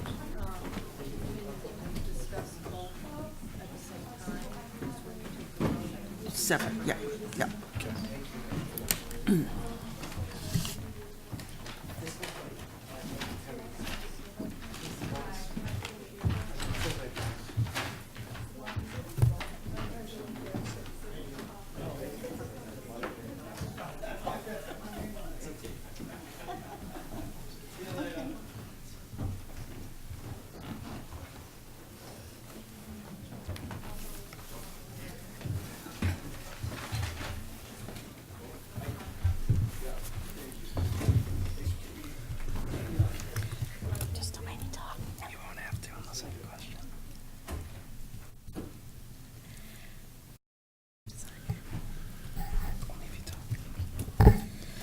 Just give us one. We had a board member need to step out for a second.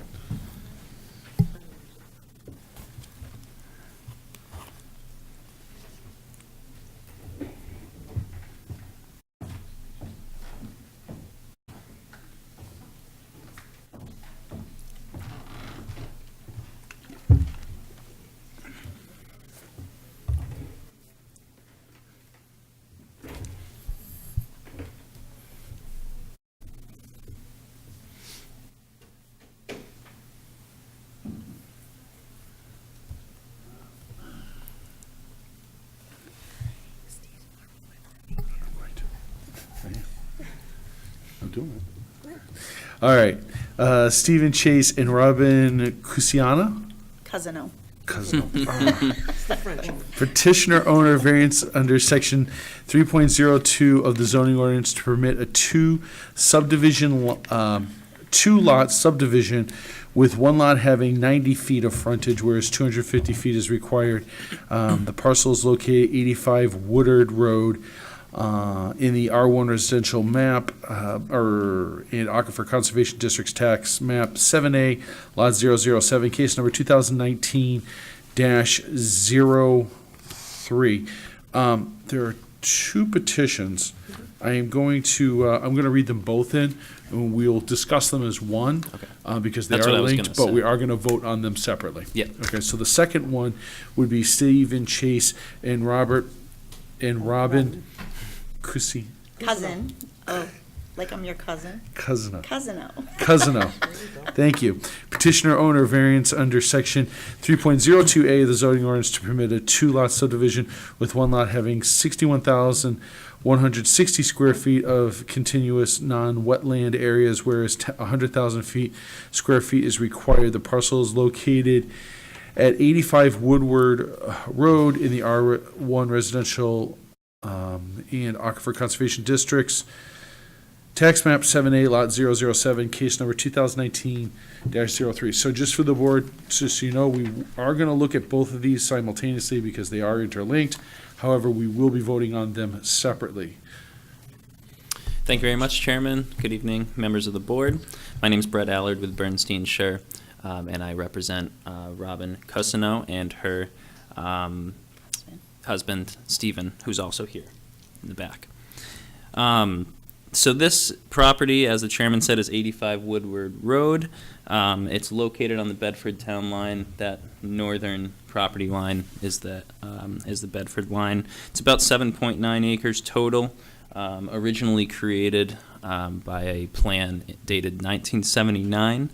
And that's notable because in 1979, the zoning ordinance did not require contiguous upland. It didn't calculate, certainly wetland didn't count into your area calculations, but it didn't require that it be contiguous upland. So the larger of the two lots, the northern lot, is about 5.6 acres. That's where Robin and Steve live and have lived for about 20 years now. That's got 74,000 and change contiguous upland, and the lot line between the proposed lot and the existing one has been drawn in such a way that that larger lot is not being made any more non-conforming. So it won't have any less contiguous upland than it has currently because of the way that the wetland runs all the way to the road and then back to the rear portion. So the variance that we're requesting is for the smaller of the two lots, which will have 61,000 contiguous upland and then 90 feet of frontage, just based on the configuration. So those are the two variances, and obviously they're dependent on one another. I think during some of the variance criteria, it makes sense to differentiate between which one you're talking about, like hardship and public interest. And so I'll note when I'm referring to one or the other, but they are largely dependent on each other. And it is Robin and Steve's intention, if they are able to receive this approval tonight, and obviously they'd have to go to planning board for subdivision approval, but they are intending to live in the smaller home on the new proposed lot now that their children are older and out of the house, looking to downsize a little bit and move into the new home that would be built down in the southern portion. Want to go through the criterias, and we'll just ask questions as we go through. So as the board knows, the first criteria is that the variance would not be contrary to the public interest. And the courts have held that any variance will in some measure be contrary to the ordinance, but to be contrary to the public interest, the variance must unduly conflict with the ordinance such that it violates basic zoning objectives. So in regard to the contiguous upland requirement, again, this is a non-conforming lot with respect to contiguous upland, since that was a amendment to the ordinance that came about after this lot was created. But in the court has actually looked at a case where they required contiguous upland and essentially said that the zoning objective for requiring a contiguous non-wetland area is to ensure that the lots have proper areas for drainage and sufficient areas for sanitary facilities, i.e. your well and your septic. And if you look on the smaller of the proposed lots where we need the variances for, you can see that the proposed septic system in the back doesn't encroach on the buildings on the rear setback. The house doesn't encroach on the side setback. That's this blue line is the setbacks. And the well radius is adequate in that area. Most of the wetlands on this lot are confined to the northern area, so they're up here. And then the wetland runs down the property line to the road. But everything south of that, where we're proposing, is pretty dry.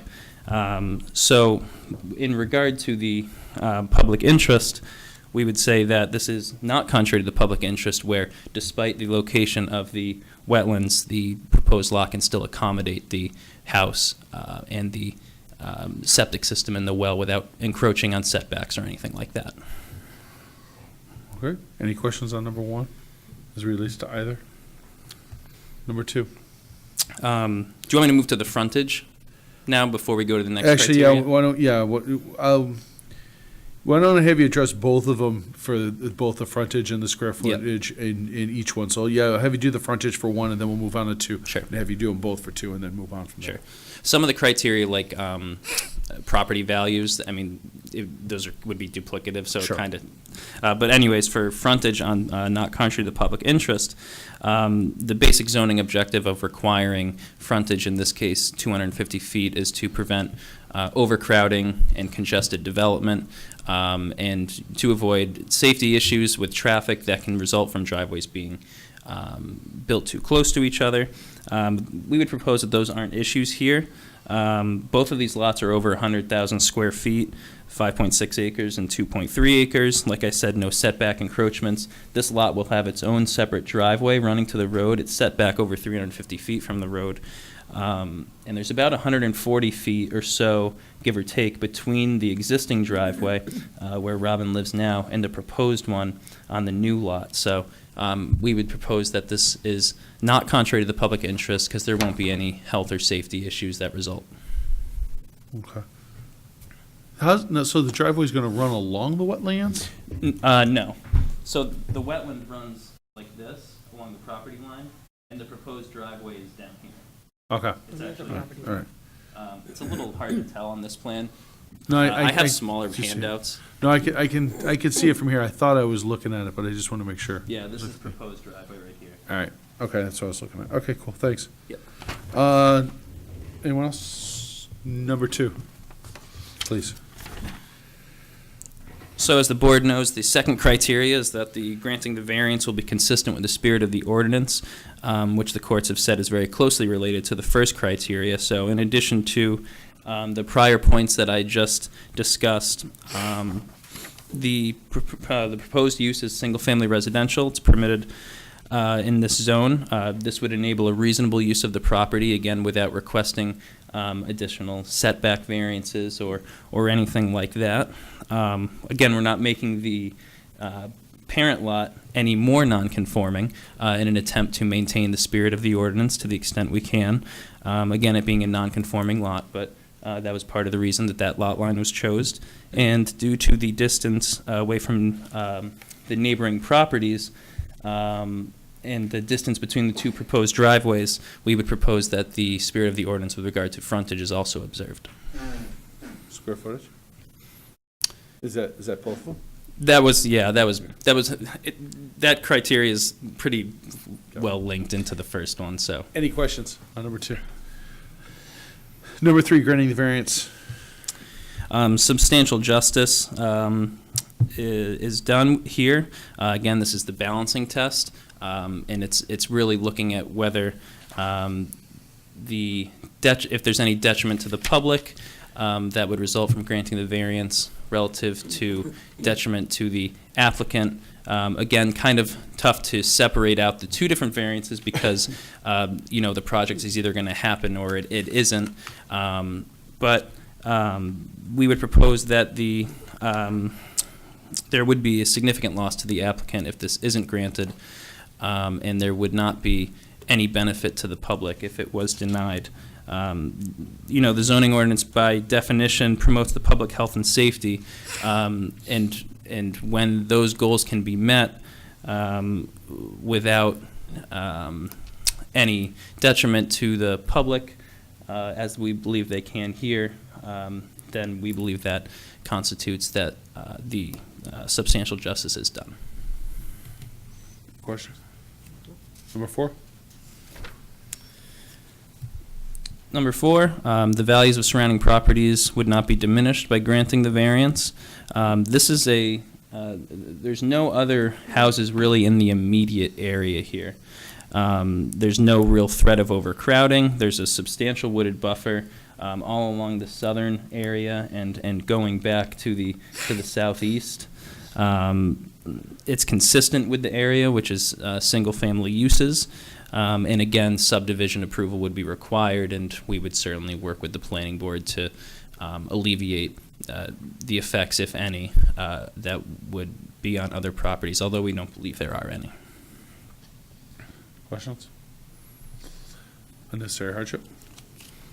So literal enforcement of the ordinance, we would submit, would result in unnecessary hardship. And as the board knows, the first thing you need to look at is the special conditions of the property.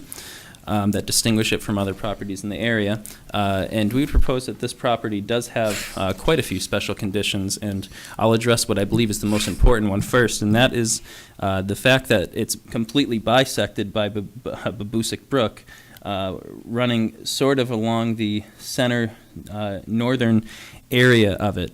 And when you compare that to other properties in the area, they either don't have the brook running through it, or it only runs along the outskirts or hits a corner, and wouldn't really ever interfere by the terms of the ordinance with any sort of reasonable development. Again, this is a non-conforming lot of record, which we think adds to the special conditions of it. As I said before, when this was originally created as a lot, the zoning ordinance didn't require contiguous upland. It just required the amount of dry area given the zone you were in. It was soil-based at that time as well, but 100,000, 80,000, etc. So the second piece of that is owing to the special conditions relative to other properties in the area, there's no fair and substantial relationship between the purpose of the regulations and their specific application to this property. So again, without the brook, we probably wouldn't be here. That's really what creates the hardship. Both lots have more than 100,000 square feet. We're talking about a sizable piece of property that can accommodate two separate dwelling units. And interestingly, if the brook was to, say, end a foot from the property line instead of running through it, you'd have all your contiguous area. As a practical matter, it wouldn't really change anything except for what the number is under the zoning ordinance. So just an interesting thing to know when it comes to hardship is that if that brook ended 1 foot before the property line instead of going on the other property, we might not actually be here at all. Any questions on unnecessary hardship? Drew? All right. The one other thing I did want to hit on in frontage on unnecessary hardship was we could draw the lot line to increase the frontage on the second proposed lot, but in doing so, we would be making the bigger lot more non-conforming by taking away from its upland area. But how much more non-conforming? Because that was one of the questions that I had regarding frontage, and it did not, because it looks like you could almost take some of the frontage, redo a little movement here and there, and you'd still have one lot that would still be conform. I mean, you would still need the variance, but right. You wouldn't need. You'd have a little more frontage for the new parcel that you're looking to create. Right, and the reason we didn't do that was actually there was two reasons. And the first one is because of that wetland that runs along the proposed line to the road. It actually serves as sort of a natural barrier and works well to create two independent lots. And the second one being, if we did, and we haven't run this by the town, but I would imagine if we did expand that line to increase the frontage, we still wouldn't meet 250, and then we might need a third variance because we're now making the bigger lot more non-conforming. Okay. So it kind of works well practically with what's on there and to streamline the process through the town. Okay. Any other questions? All right. So I'm going to open this up to the public. We did get a letter from, and they may be in the audience, Carl and Pamela Belmonte. Are you here? Okay. Did you want? I can't see you because there's a sign in the way. Did you want us to read this in, or did you want to come up and speak yourselves? If you'd like to come up, okay. Well, come on down. If you could just move to the side, please, that'd be great.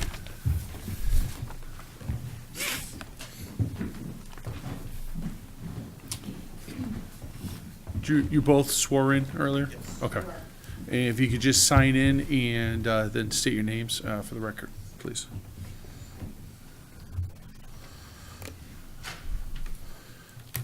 So everybody up here, we have their letter. You can use this as a reference point as they speak.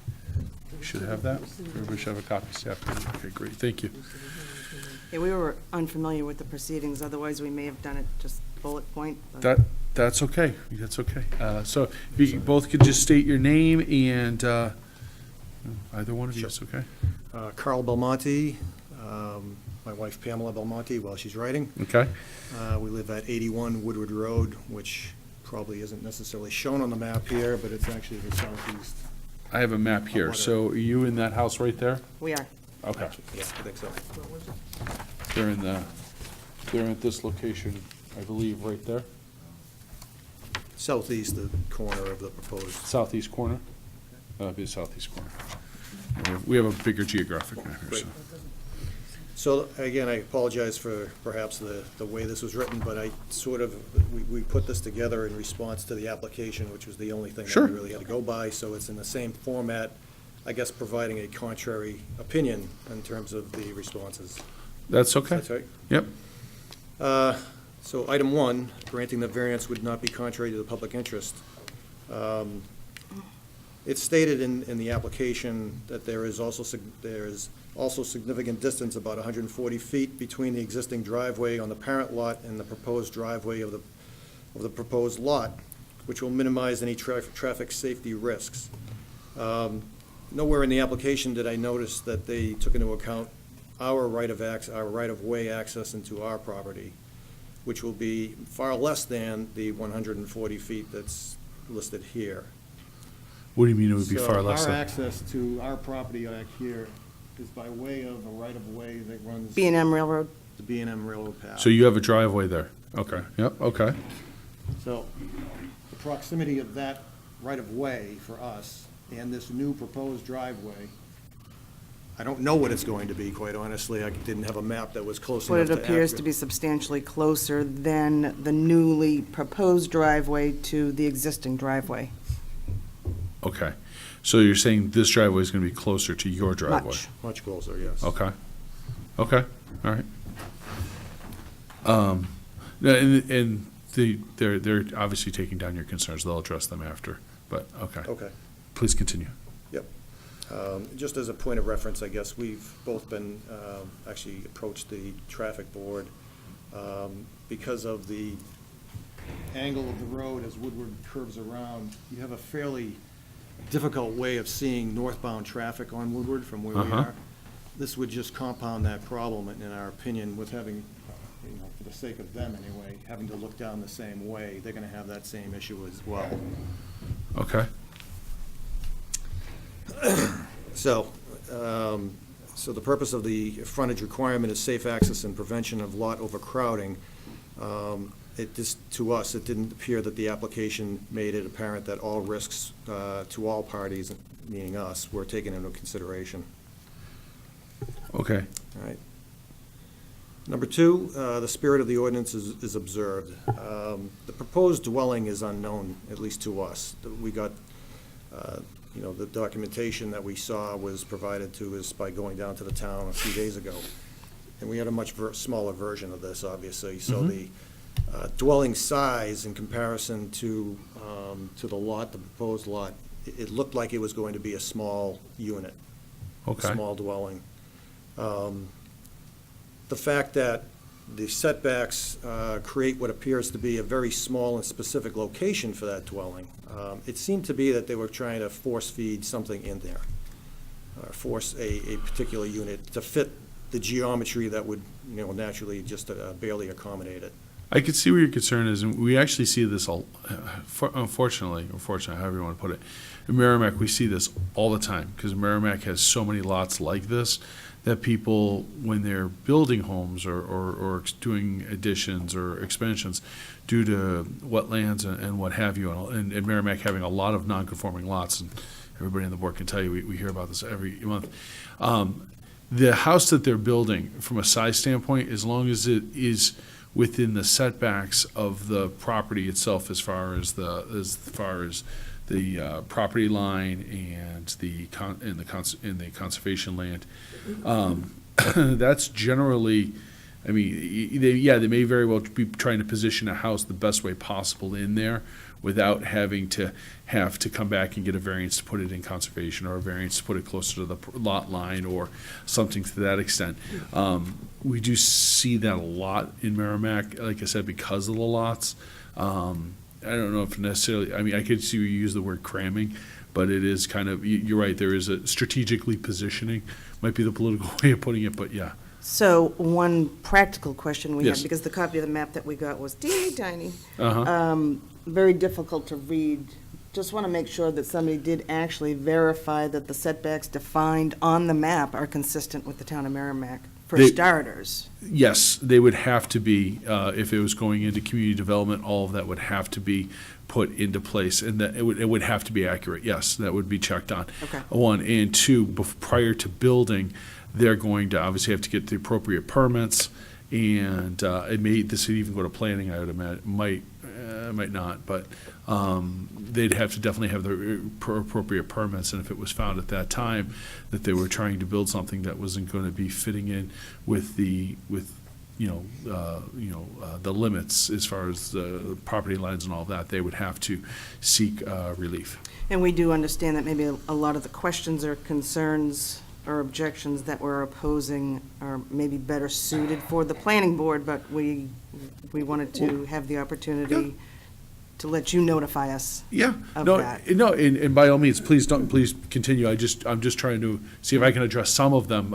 But you're right, some of it may be more of a planning board, but Should please, variance please. be approved, yeah. Yep. Okay, so we're on to number 3. Yep. Granting the variance would do substantial justice because, and I guess to the contrary, injustice perhaps. So the applicant is requesting that the requirement of 250 feet of frontage be reduced by 76% to just 90 feet. In our opinion, and I think most people's opinion, that's clearly a substantial deviation from what is the requirement of record. I suppose it's probably not even relevant, but we asked the question, is there any precedent for other variances approvals of such a scale? You don't have to answer that now. The purpose of the frontage requirement is safe access and prevention of lot overcrowding. We feel that the variance requested as proposed creates potential safety risks not fully considered and addressed in this application, and that's kind of what I was talking about in item 1. It seemed as though they were more concerned about their current lot and the distance from the driveways of the current driveway Rather on than 85 neighbors. versus us being the opposite side of that coin. Just curious, how close would the proposed driveway be with your driveway? Again, I mean, ballpark. I mean, give me, we're talking 10 feet, 20 feet? We didn't actually measure, to be Oh, honest okay. with you. Okay. Again, looking at it from here, I'm guessing that they just maintained the 30-foot buffer over here. Yeah. So, and our driveway runs basically right in here, so Okay. it's, maybe 60 feet, 50 feet. Maybe less, maybe more, I don't know. Okay. Also, we feel that there is injury to the public, and that's in the form of us, in the form of our loss of privacy, noise abatement, and the quality of enjoyment of our property. They mentioned earlier that the lot is densely wooded. I guess I'd question what's the definition of densely wooded. I can look right now from our house and see their existing house, and likewise, I'm sure they can see ours. When this lot is cleared to put in that building, there goes the densely wooded. Huh? So we will have direct and unobstructed sightlines from our house directly to theirs. Well, you do right now. Well, even more so to the new one, I guess I'm saying. Okay. All right. What about the other houses that are off to the northeast of your, yeah? Do you see those from your house right now? Barely right now, We can because see lights everything's every once in a defoliated. while. Right. So you can see the ones off to the northeast. What about to the southwest? I know there's some homes down there. You see those? There's a house down Yeah. here. Again, barely, because Barely? it's Okay. defoliated. Okay, cool. And also the southwest, they're built up, Oh, okay. so there's a difference in level. So, So further, despite the applicant's claims in item 4, granting the variance that would permit the placement of a dwelling, still to be determined of questionable size and value, would certainly have a negative effect on the value of our home and property. Therefore, we feel that granting this variance as submitted would be an injustice to us, the owners of 81 Woodward Road.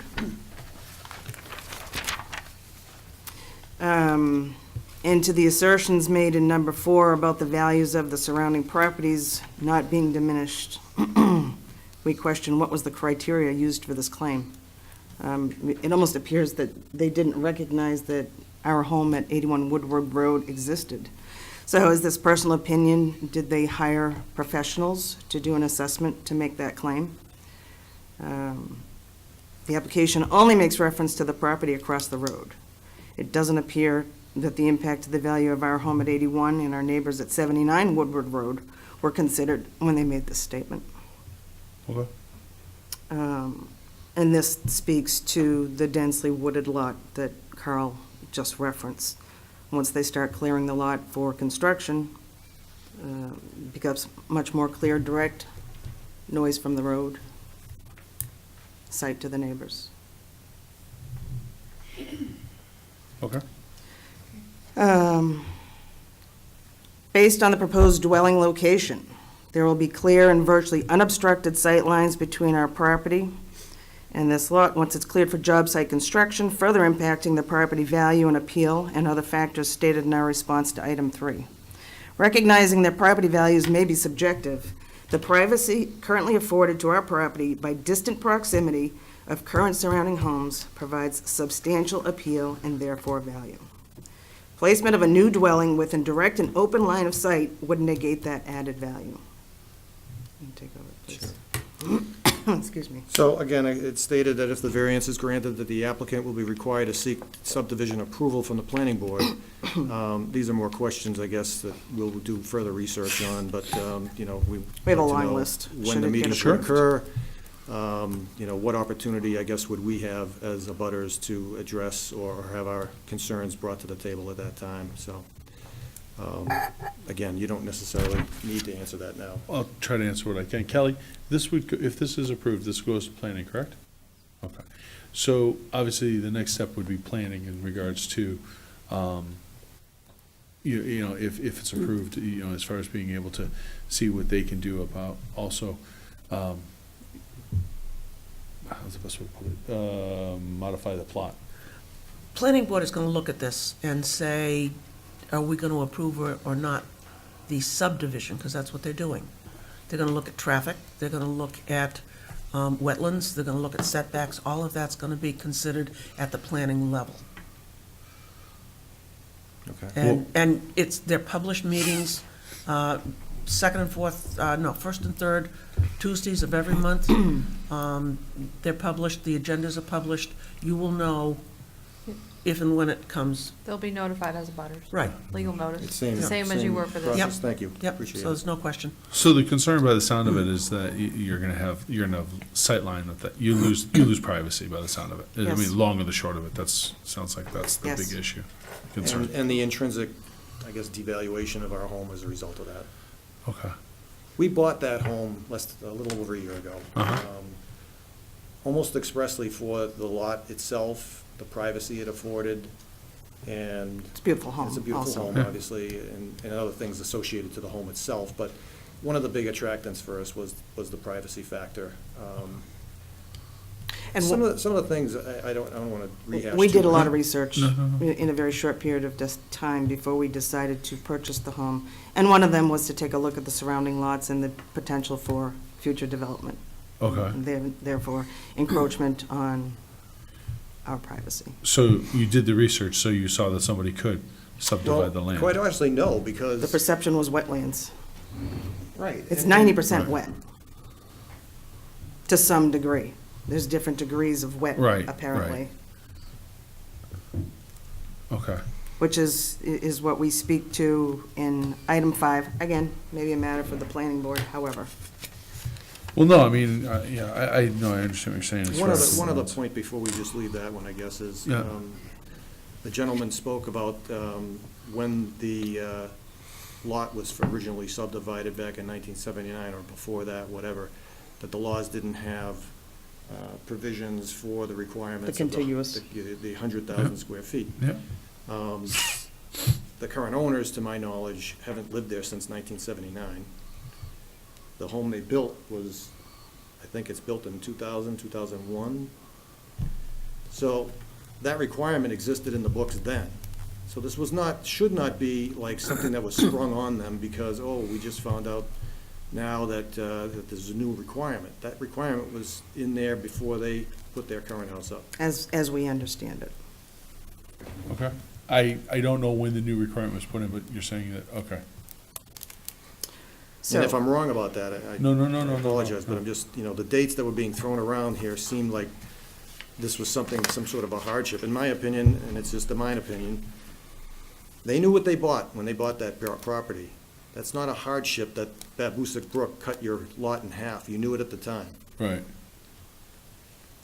so, I guess we'll wrap up with number 5, responding to the unnecessary hardship.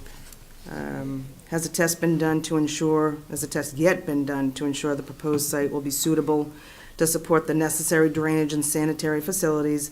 Among other things, we are especially concerned about the close proximity of the proposed septic system's location if the ground or area is inadequate. Information from GIS and public tax card records indicate that much of the original lot is classified as wet. Specifically, 6.88 acres of the existing 7.85. Again, that's something that's gonna come before planning board.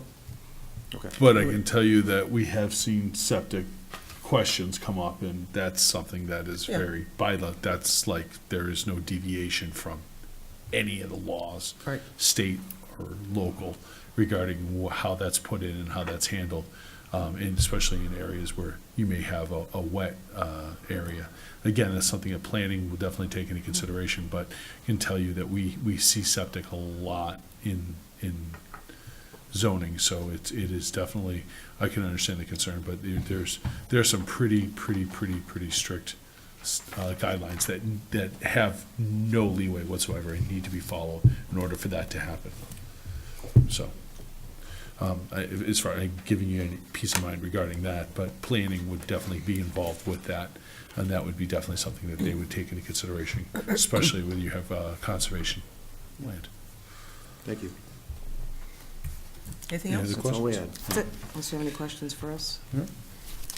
Not at the moment. Anybody?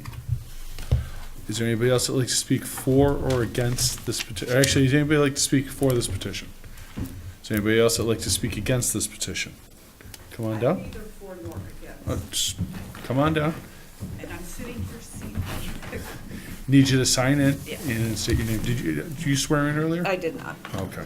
Do I have to repeat you or just say I No, do? just raise your right hand. Swear to tell the truth, the whole truth, and nothing but the truth, so help you God? I do.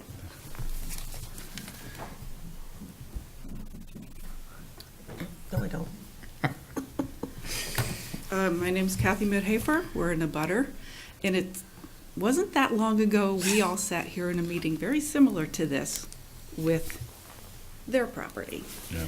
And the same things came up, and what was said at the board was that if we're not careful about providing variances, it's gonna come back that we're gonna be doing this for everybody. And just from this just conversation, there you go. Kathy, where's your Because property? we are a 79. So when. On the bottom. I can't see. You're on the bottom. Yeah, yeah. Here, No, there's a rail bed, there is a rail. That runs along Which there. caused the problem before, and Yeah, everything and- he was saying. and that rail bed is actually the access to the other property, which is way in back. Which Right. had no frontage. Right. And I don't know where it is on this either. We are on Woodward, next to the railroad bed. Their house goes clear back along the railroad bed, and Robin's house is on the other side. Yeah. This is their house, Yes. and this is the rail bed right here, and that gives them access. Then this is the property that she lives. Yep. Yeah, and we are up on the hill, and when all that property went in, same thing he was worried about, Uh-huh. we were worried about, and now we have it in our backyard also. And again, for sitting here, I'm not opposed because things end up happening anyways. Right. My question is there a law that regulates a specific amount of land for a frontage for a lot? Yes. Is And- there a law, there's a It's a law. variance in place right now. And so then my question is, it's 250 feet, I know there's a law. Yes, yes. So my question is, why? Why is there a 250-foot law? Why do we need that? It's not really a law. Okay, It's an ordinance, and it's a guideline that was established for the town in doing any of their building. But we have set a standard. Yep. That doesn't seem to remain set very often. And the next question is the same thing. Is there a law that establishes the amount of area for a wetland? Because they're, I forget, what'd you say, 61%? Yeah, direct your questions. It's not wetland.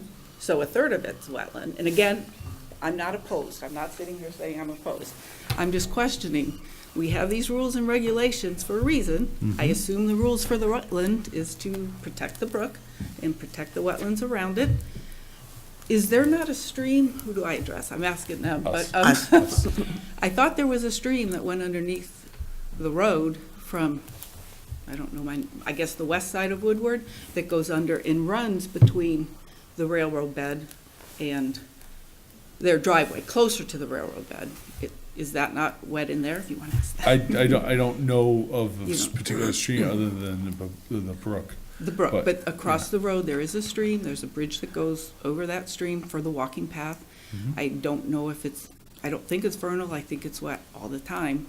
And it goes back to the brook underneath Woodward Road and then somewhere along the railroad bed as it heads east to the Okay. brook. I'll take your word for that. I don't know. Yeah. Something like that. But that would be part of the problem with a driveway and. But again, they're too. going to have to make sure that their property, if this is granted, that it meets particularly the wetland guidelines. Okay, I don't want to bring up past history, but it doesn't seem to always hold true for that kind of thing. And my real question really is, if we have these rules, why are we not sticking to them?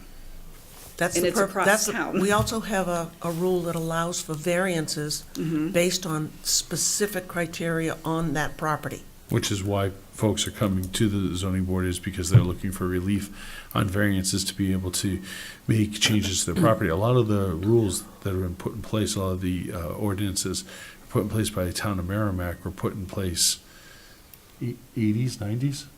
And before. I mean, so there's a lot of, you have a lot of lots that fall into non-conforming. You have a lot of parcels of land in which people, as things change, as people decide to either subdivide or they want to do more with their property, they need to seek relief from from ordinances that were put in place over 30 years ago. They're not all approved. I Okay. know that for a fact. I know 'Cause for I a know fact we a went lot of through them a are not lot. approved. But Yeah. but what we look at, that's why we look at each individual variance and ordinance and what people are looking to do and what they're looking to accomplish. But it's not a home run for everybody who comes in. Okay, all right. Because I know it wasn't in our little grouping that we now all have. It caused a lot of problems all the way around, and it's just continuing to, need variances to get things done, so. When you say grouping, The three houses, the three and homeowners that are here right now. have any of you spoke with each other regarding any of this? Well, they weren't even there when it happened, so Okay. they're not a part of that. So, All right. no. Okay. All right. Okay, Okay, thank those you. were my questions, because I just get frustrated with, we have rules, we have sets, and I get that people need, deviation from that, but it just, from my experience, seems like it happens a lot, so, okay. My experience too. Thank you. Anybody else like to speak against or for this petition? Would you like to come up and address any of the concerns?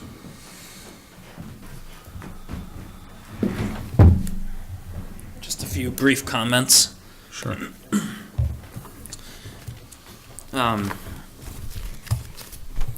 So as far as the gross deviation on the frontage, obviously we need a deviation. That's the reason we're here asking for a variance. But it sounds like the abutter who spoke about that, or not abutter, but nearby property, had a frontage variance for zero frontage based on the easement running over the railroad track line. So, and their home's been accommodated, and I think this one will too, with the 90-foot frontage. I would just like to put in the record that there's no evidence that a direct and unobstructed sight line, if that's even what it is. I think there will still be a buffer to some extent after the development. There's no evidence that even a direct or unobstructed sight line, by its very nature, devalues a nearby property. But certainly my clients are sensitive to the other people in the area and indicated to me that they're happy to work with the planning board and any comments that they have on subdivision approval when it comes to drainage, when it comes to anything. Like they made that very clear to me, and it sounds like like you said, these are big lots. This is a non-conforming lot of record. It's existed for 40 years, and the ordinance provision with respect to the contiguous upland that we're looking to vary from now came about after the lot existed. So you folks are the safety valve to allow for reasonable development when those sort of restrictions bear a hardship on a property, and that's what we propose we have here. What's the frontage on the other lot, the pink lot?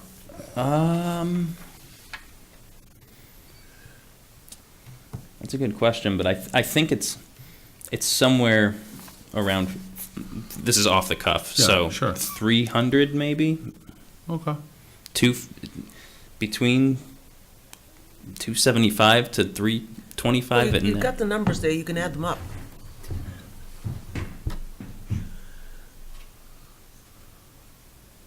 And just give us a ballpark. Actually, my smaller version is less blurry than we had some trouble blowing this one up for some reason.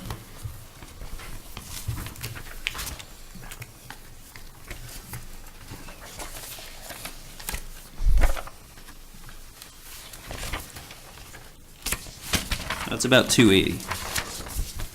77, 55, 65, 91. If you add that all up.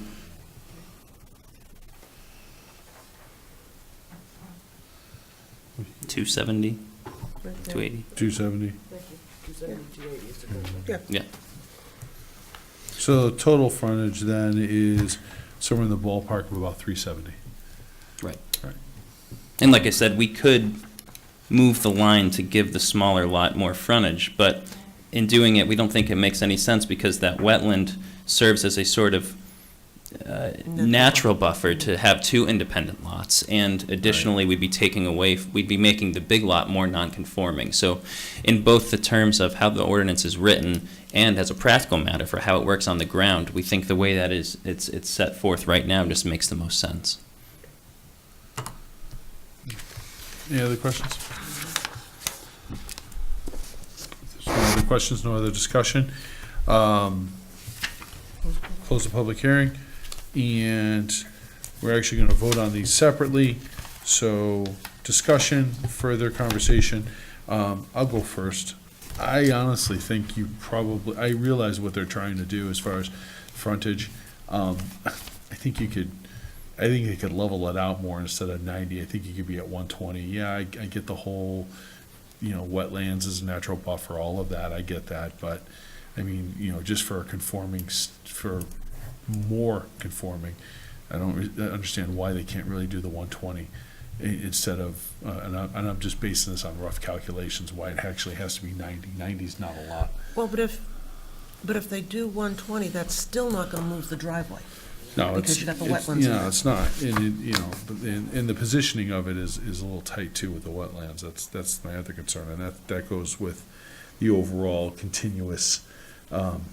That goes along with the second petition, which is the overall continuous space. I think you're trying to really, with the wetlands there, it's a good amount of wetlands.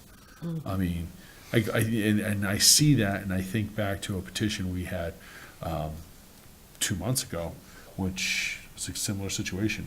All the wetlands, and the lady actually did a lot to actually build that house and put it in there, but kind of that same situation. I kind of see that in this a little bit, but that's just my take on it. I don't know what anyone else's thoughts are. Kathy, Rod?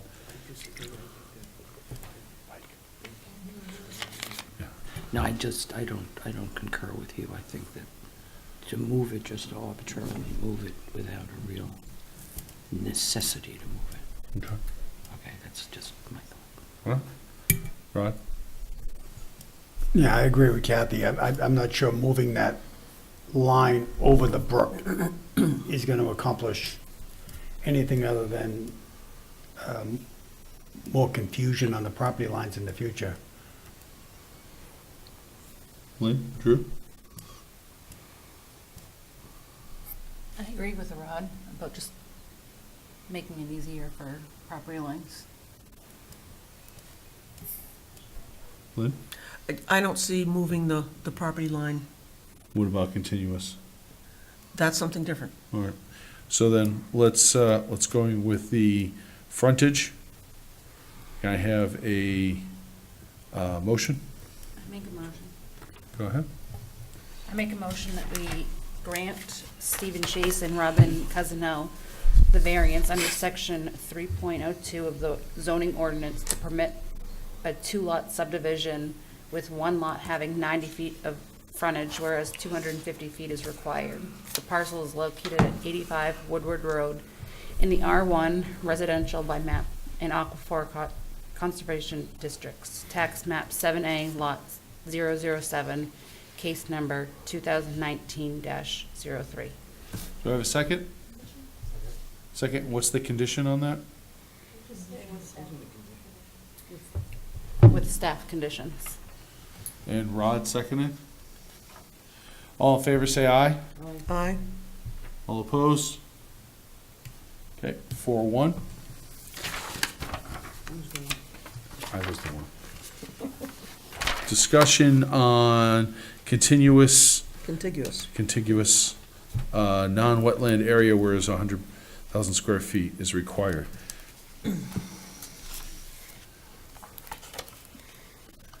Rod? Actually, looking for discussion. All right, nothing. Discussion. Lynn? No, I'm okay. Drew? All right, Rod, you want to make a motion? Yes. I motion that we grant. I move that we grant. I move that I put the microphone on. I move that we grant Stephen Chase and Robin Cousino variance under section 3.02 of the zoning ordinance to permit a two-lot subdivision with one lot having 61,160 square feet of contiguous non-wetland area, whereas 100,000 square feet is required. The parcel is located at 85 Woodward Road in the R1 Aquifer Conservation District. Tax map 7A, lot 007, case number 201903, with the conditions the petitioner shall obtain planning board approval for the proposed subdivision. Do I have a second? Second. Second by Kathleen. All in favor, say aye. All opposed? All right, 3-2. That's it. Thank you. Thank you. Thank you very much. Have a good evening. All right, next item of business. Next item of business.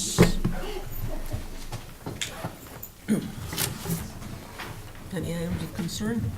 Any items concerning anything that you want to address? Nothing? All right. Nothing from staff.